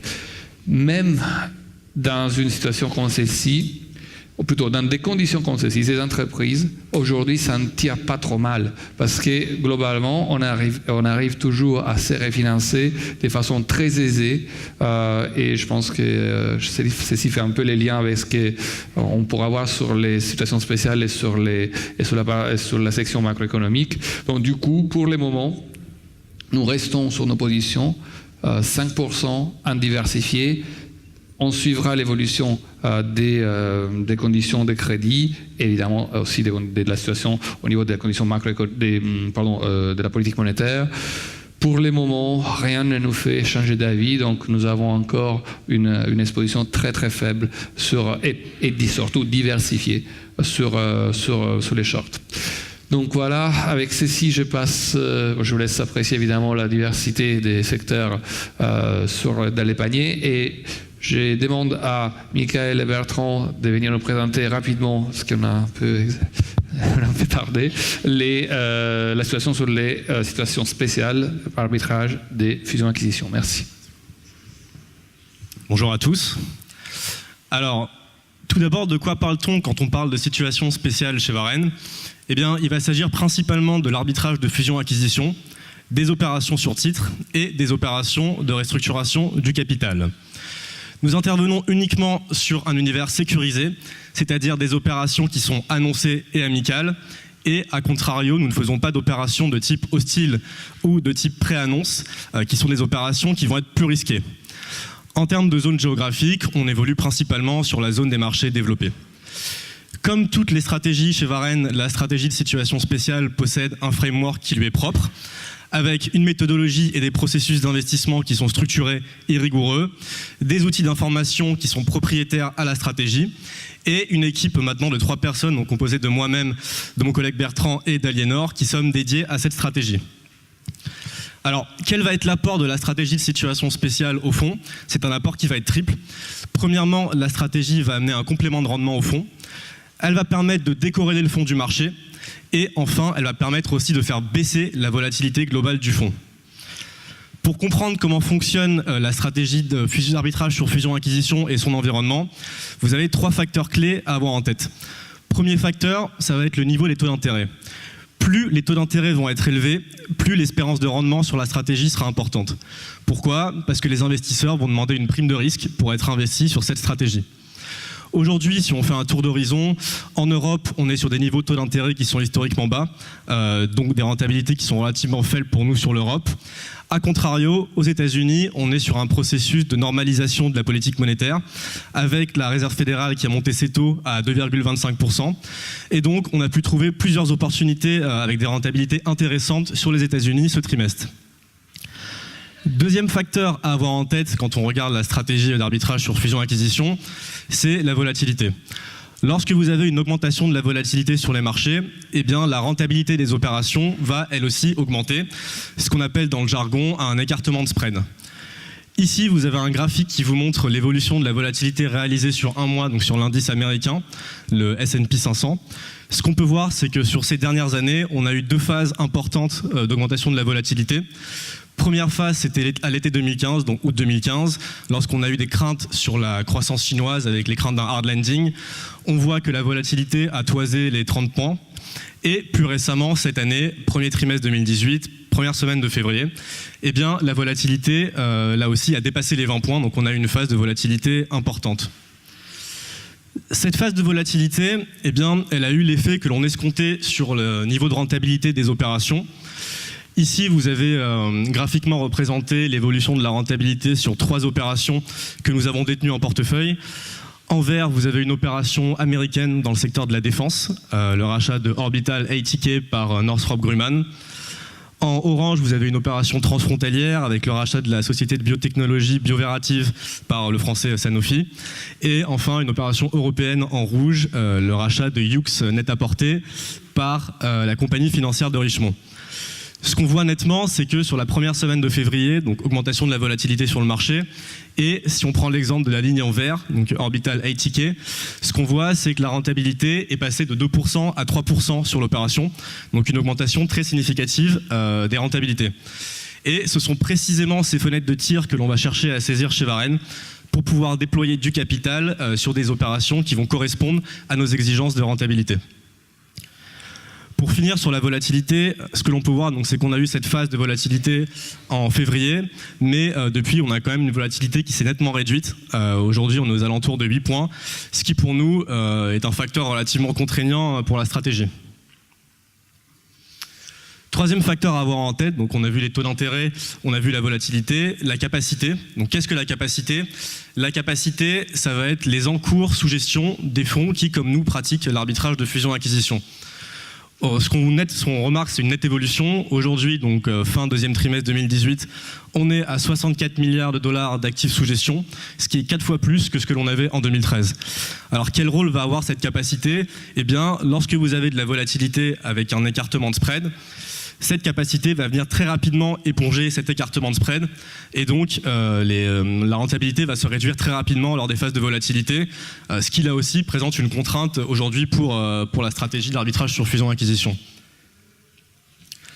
Donc globalement, comme on peut voir, on est dans un environnement qui n'est pas un environnement spécialement facile pour la stratégie, avec une volatilité qui est faible, beaucoup de capacité sur la stratégie. En termes de taux d'intérêt, c'est relativement mixte. En Europe, on est sur les taux qui sont très bas. Aux États-Unis, on a une remontée progressive des taux. Mais malgré cet environnement qui n'est pas un environnement simple, nous avons quand même augmenté très significativement notre exposition. Sur l'ensemble des fonds, on est entre 30 et 35% de l'actif du fonds qui est investi dans la stratégie de situation spéciale. Ici, vous avez Varenne Global qui est à 32%. Et comme vous pouvez le voir, ce sont des niveaux qui, historiquement, pour la stratégie, sont assez élevés. Pour pouvoir mettre en place cette exposition, nous avons déployé du capital dans plusieurs opérations et je vais laisser mon collègue Bertrand revenir sur la façon dont on a déployé ce capital et aussi faire un point sur l'environnement M&A pour la suite de l'année. Merci, bonjour à tous.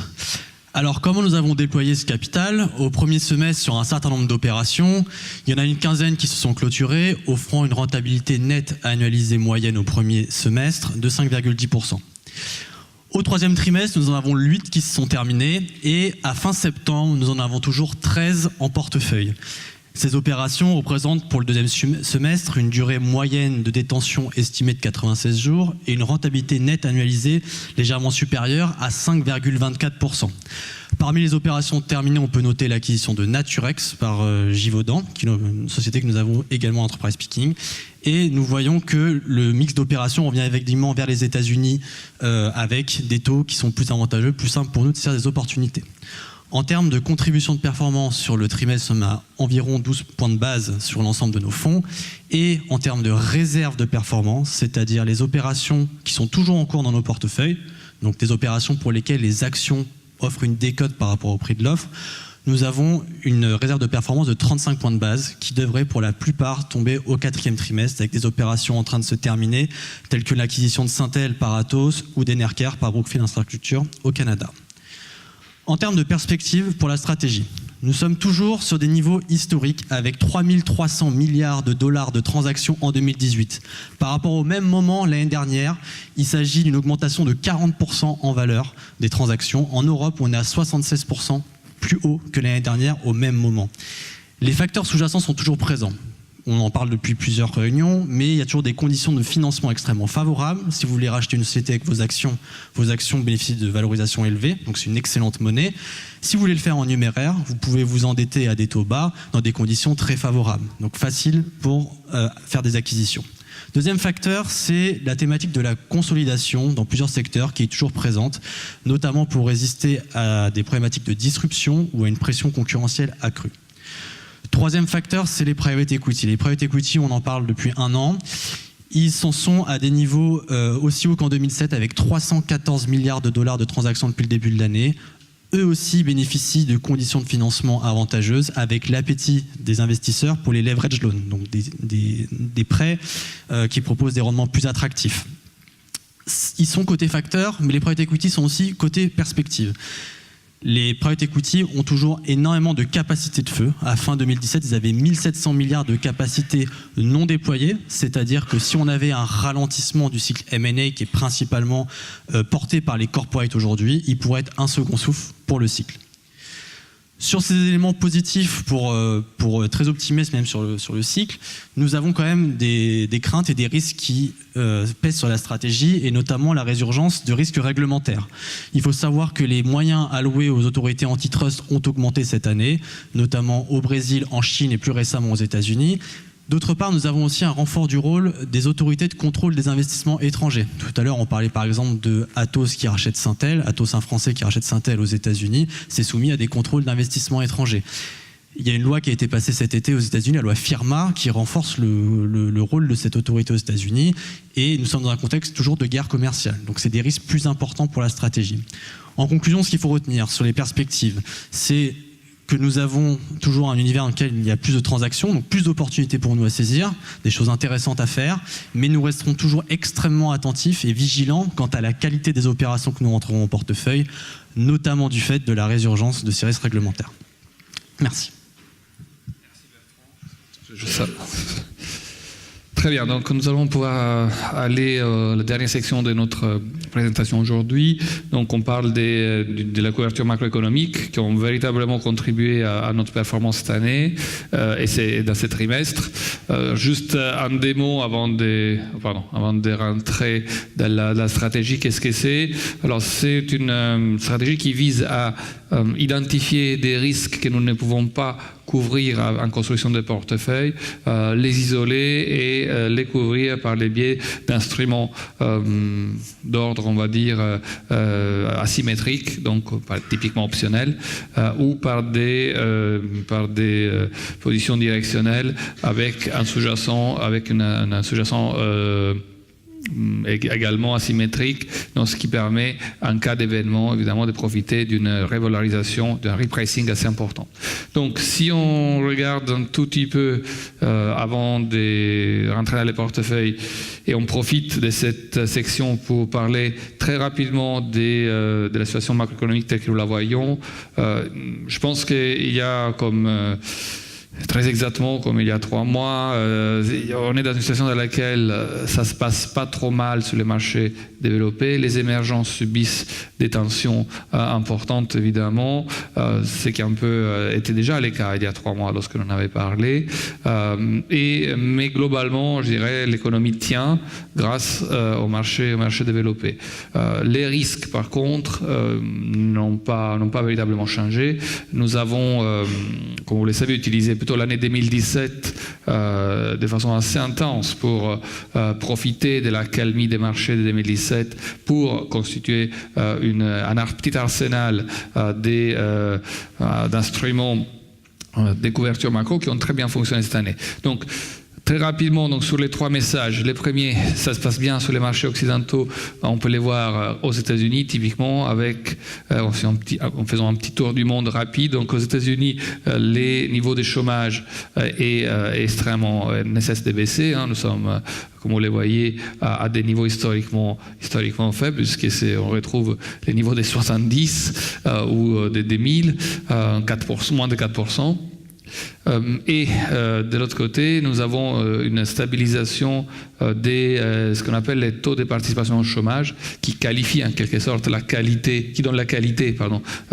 qui qualifie l'indicateur du chômage, et ça c'est extrêmement positif. Alors si on regarde quelque chose on peut facilement lier à l'action de la Banque centrale américaine, les salaires augmentent. Donc on vous l'avait dit depuis déjà un certain temps, on sentait même empiriquement, même en discutant avec nos entreprises, que les salaires moyens montaient, que les entreprises utilisaient une partie du plan de relance et notamment de la baisse des niveaux de taxation américains pour augmenter les salaires.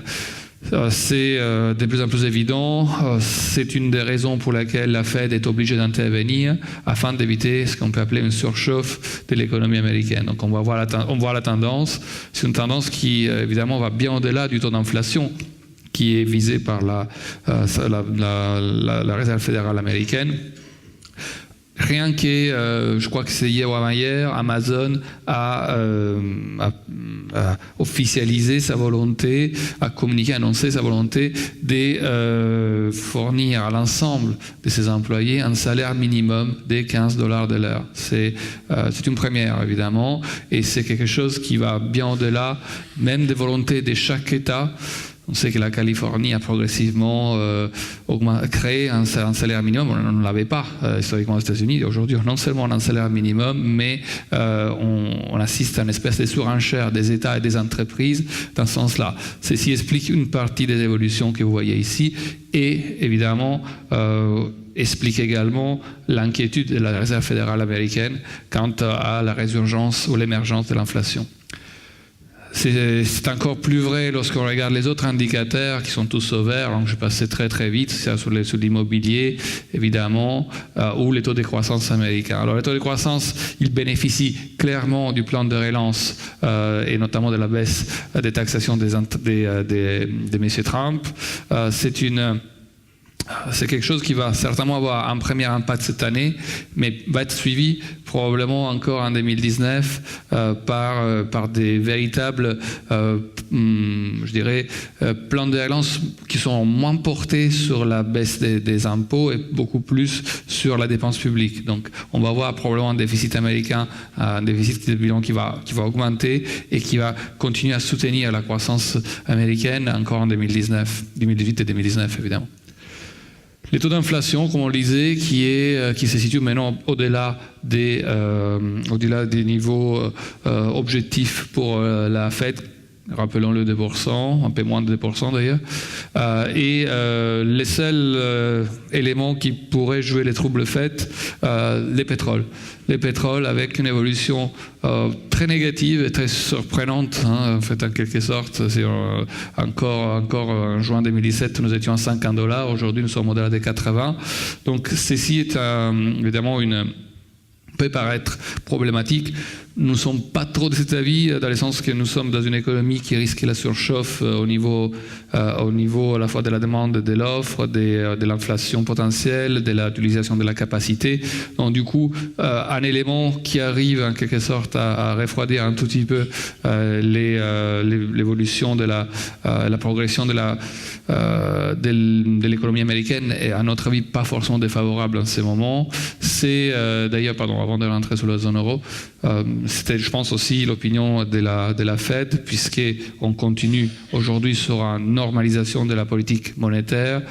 C'est certainement aussi en raison de l'opportunité qui est donnée par la politique fiscale, qu'elle prend un peu le relais. Donc c'est une opportunité que la Fed a l'intention d'utiliser et d'exploiter jusqu'au bout pour se préparer à une éventuelle prochaine crise, de façon à avoir des ammunitions, une vraie capacité à intervenir lors de la prochaine crise. Aujourd'hui, évidemment, avec des taux à zéro et avec l'assouplissement quantitatif en place, ça n'aurait pas pu être le cas.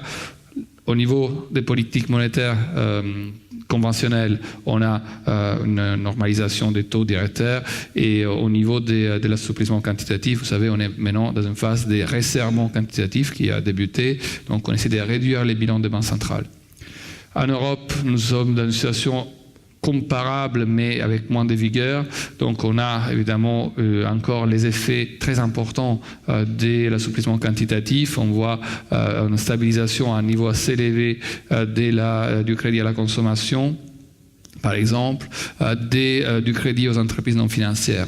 Donc tout ça amène à une évolution relativement favorable de la croissance, avec l'euro qui avait joué un tout petit peu, je dirais, un négatif en début d'année, qui aujourd'hui a suivi un tout petit peu à la baisse, avec l'euro-dollar notamment, les mouvements haussiers du dollar. Donc, nous pensons que la croissance européenne, bien qu'elle est beaucoup plus faible que celle américaine, devrait continuer à se situer alentour de ces niveaux. Donc, un environnement globalement favorable sur les pays émergents. L'inflation, pour le moment, risque de ne pas être un vrai sujet. Vous avez vu la dernière publication la semaine dernière de l'inflation core au sein de la zone euro qui était de moins de 1%. Donc l'euro-dollar, on vient d'en parler. Probablement plus intéressant, c'est les renminbi, donc la devise chinoise. Et évidemment, ça introduit la grande thématique de la guerre commerciale. Donc, on voit aujourd'hui, dans les pays émergents en général et en Chine en particulier, un ralentissement. Le ralentissement est dû à plusieurs facteurs. Un de ces facteurs, évidemment, est la politique de l'administration Trump, notamment quant aux taxes douanières. On voit la réaction très rapide de la correction, l'ajustement plutôt de la devise chinoise, qui, dans une situation dans laquelle les entreprises chinoises, essentiellement exportatrices, seraient trop pénalisées, réagit. Alors, est-ce que c'est les marchés? Est-ce que c'est le gouvernement qui, en quelque sorte, utilise la carte de la dépréciation de la devise? Ça, c'est difficile à dire. C'est probablement, évidemment, un mélange de choses. Et on peut l'apprécier, je dirais, de deux façons. Une, c'est que pour le moment, les prix de la production industrielle chinoise restent stables. Donc, pour le moment, ce qui se passe en ce moment en Chine, c'est passé, on va dire, en Chine, et ce qui se passe en ce moment, c'est très particulier parce que vous avez finalement des annonces des barrières à l'entrée, des taxes douanières, donc guerre commerciale, ce qui accélère les importations et les exportations parce qu'il y a des effets de stockage. Donc ce qu'on voit aujourd'hui, c'est une consolidation, mais on peut imaginer assez facilement une baisse des prix à la production industrielle par la suite. Donc probablement l'impact doit encore se matérialiser de ce point de vue-là. Par contre, on voit déjà quelque chose de très concret, une inversion de ici, vraiment une cassure en début 2018 de la tendance d'accumulation des réserves dans les pays, donc des flux sortants en quelque sorte. On voit, tout en laissant le taux directeur stable, une action assez importante de la Banque centrale et des autorités chinoises en général, parce qu'on a à la fois on a eu en avril une première baisse des taux des réserves obligatoires des banques en Chine, ce qui veut dire en quelque sorte que les autorités ont injecté environ 1% du bilan des banques, de la totalité des instituts de crédit chinois sur les marchés, donc une injection de liquidité majeure, suivie par une deuxième assez rapidement, comme vous le voyez bien. Donc 1,5, c'est un mouvement assez important pour ces pays. Alors, pourquoi ceci? Pour des raisons très simples. Si on regarde l'économie chinoise, on sait que l'investissement est le principal vecteur et la principale composante du PIB. On est encore à plus de 40%. Et c'est typiquement sur l'investissement que nous avons eu un impact immédiat de la guerre commerciale. Donc il y a moins de confiance, on investit moins, on sait que finalement un nombre important des secteurs de production chinoise en Chine sont en surcapacité. Donc du coup, finalement, comme les acteurs, les agents économiques ont des doutes quant à la capacité de placer finalement les biens et services produits dans les futurs à raison de la guerre commerciale qui vient de démarrer, finalement, on lève les pieds sur les investissements. Et donc, typiquement, c'est un des principaux problèmes que nous avons dans ces pays.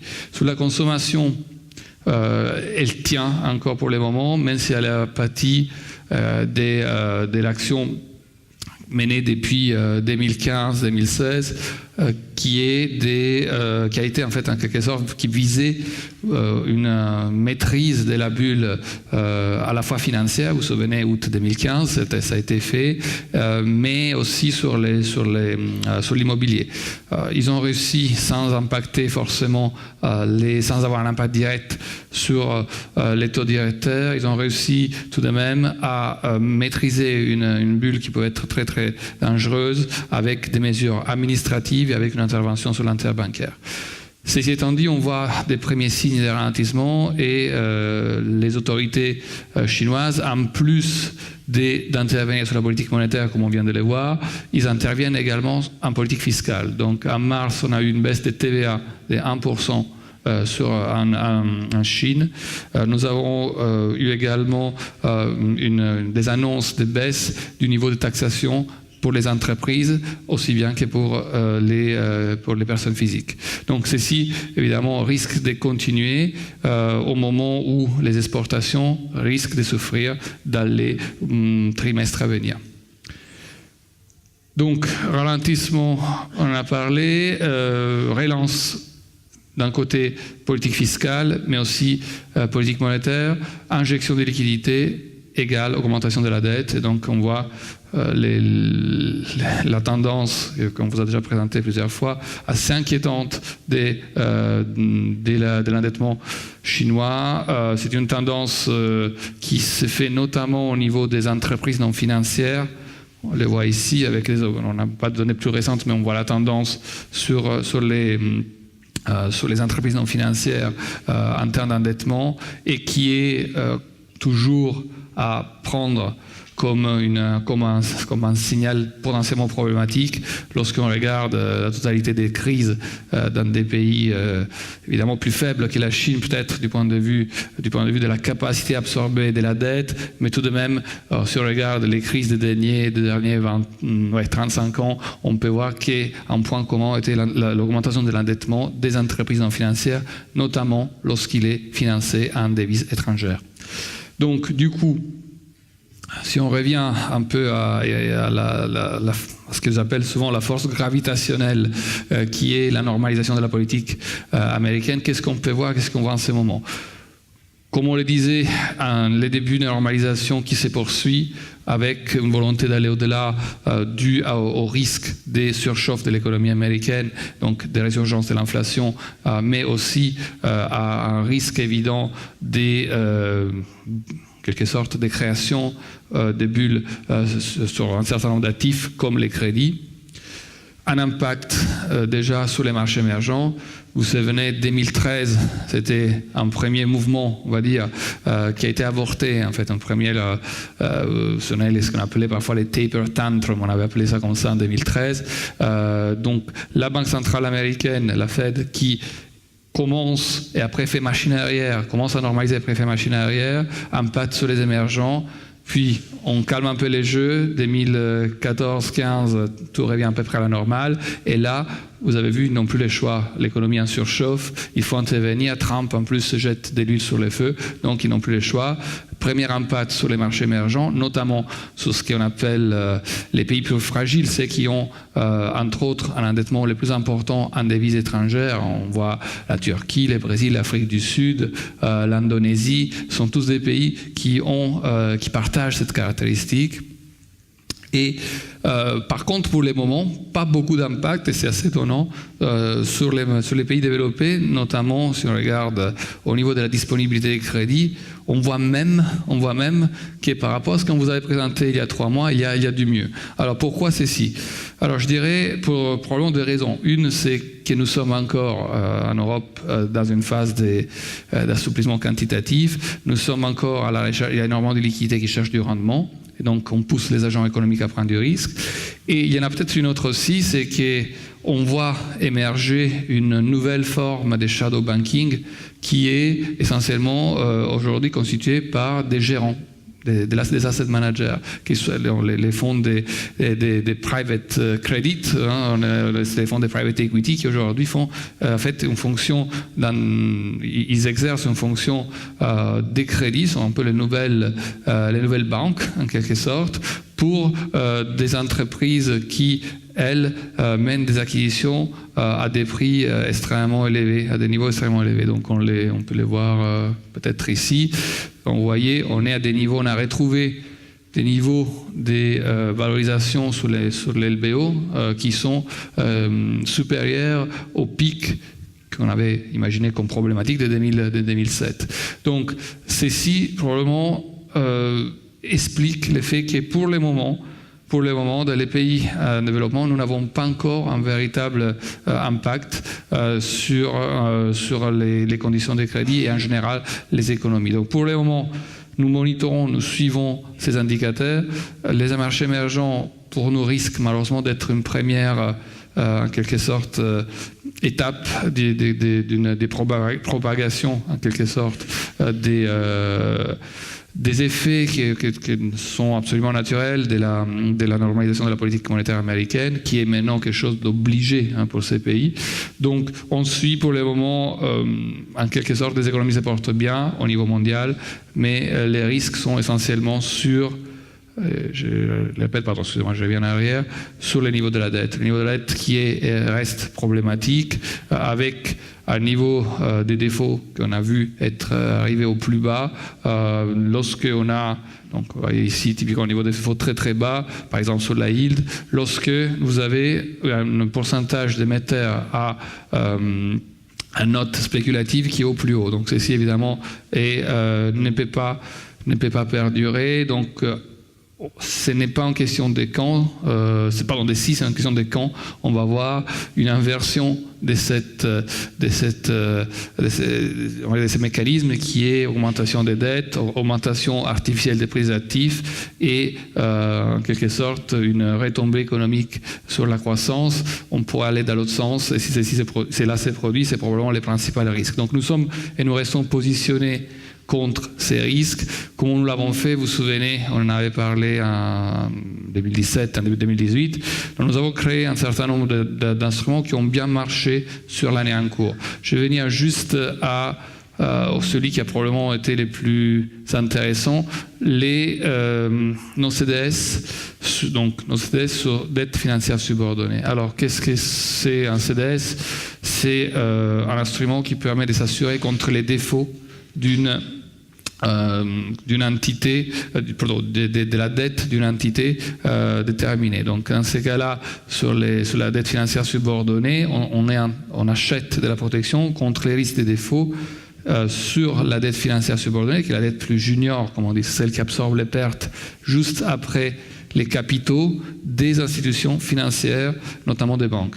Donc, lorsque nous avons pu constituer ces positions, vous voyez, on a fait dans des conditions très favorables, parce qu'on était à un niveau qui est parfois descendu à moins de 80 points de base. Pourquoi? Parce qu'on était en 2017 au plus haut de la solution quantitative. Les agents économiques cherchaient du rendement et ils étaient disposés à acheter à des prix probablement déraisonnables des actifs qui, en réalité, de l'autre côté, fournissent de la protection à nous qui sommes acheteurs de protection. Donc, si on voit comment ceci a fonctionné en 2018, très facilement, on voit que très très vite, on a eu une correction qui s'est faite à la fois par l'effet de normalisation dont je parlais. Donc, lorsqu'il y a de la rentabilité aux États-Unis, même à court terme, même sur les 2 ans américains, on a aujourd'hui des taux qui sont de 2%. Donc finalement, on a un repricing général du risque et après des crises assez idiosyncratiques comme la guerre commerciale, l'Italie, la Turquie, etc. Et à chaque fois, notamment sur les 2 dernières, on voit que les systèmes financiers et les systèmes bancaires en particulier et les maillons faibles. Donc ce niveau de couverture, évidemment, a contribué à notre résilience, la résilience de performance sur l'année en cours. Nous avons toujours nos options put sur les marchés, sur l'Eurostoxx Nikkei. Et ceci tout simplement parce qu'il s'agit des marchés les plus sensibles à une détérioration économique. Et pour terminer, mais ça c'est pour la crise après la prochaine, on va dire, nous avons des options très très longues en expiration mai 2023 sur les yuan dollars. Donc nous sommes évidemment short yuan, long dollar, en cas évidemment de crise de ces pays, des crises majeures, après une éventuelle crise de ces marchés d'exportation qui sont les marchés occidentaux et la Chine. Donc tout ça, je les résume pour terminer, puisque nous sommes un peu à la fin de notre présentation. Aujourd'hui, ce que vous avez dans les portefeuilles, c'est ceci. Les principaux instruments de couverture restent les CDS avec des expositions autour de 25% sur Varenne Valeur, Varenne Global et de 30% sur les FIA comme Varenne Sélection. Et puis, vous avez les notionnels sur les autres, qui est donc comme vous le voyez là, de 15% et 20% sur les yen dollar, sur l'option yen dollar, et pour les put on best 10 et environ 20%. Donc je répète, je précise, il s'agit des notionnels. Donc typiquement lorsqu'on regarde par exemple ici 30% sur un fonds qu'on va réen sélection, cela veut dire que nous payons comme je l'ai dit tout à l'heure, moins de 1% par an, on va dire 1% pour faire simple. Les coûts pour nous, c'est des 0,3% par an pour nous assurer contre l'éventuel défaut de la dette financière subordonnée. Alors, quand est-ce qu'un défaut pourrait intervenir? Tout simplement en cas de récapitalisation. Comme on le sait, l'equity et la dette financière subordonnée sont évidemment les premières impactées. Donc, pour cela, je pense, qu'est-ce qu'on peut dire pour la suite? Je pense que ça a très bien fonctionné pour cette année. C'était les bons, à la fois les bonnes couvertures et la bonne dose de couverture. Ce que nous allons faire pour 2019, c'est encore en discussion. Donc, dans 3 mois, je pense qu'on vous présentera quelque chose qui sera probablement différent de ce que vous avez ici. Et l'équipe est en train de travailler. Nous prendrons la décision au cours du trimestre là-dessus. Bien, ce que je vous propose, c'est de continuer cette discussion autour du buffet. Toute l'équipe est là, donc pour répondre à vos questions. Merci.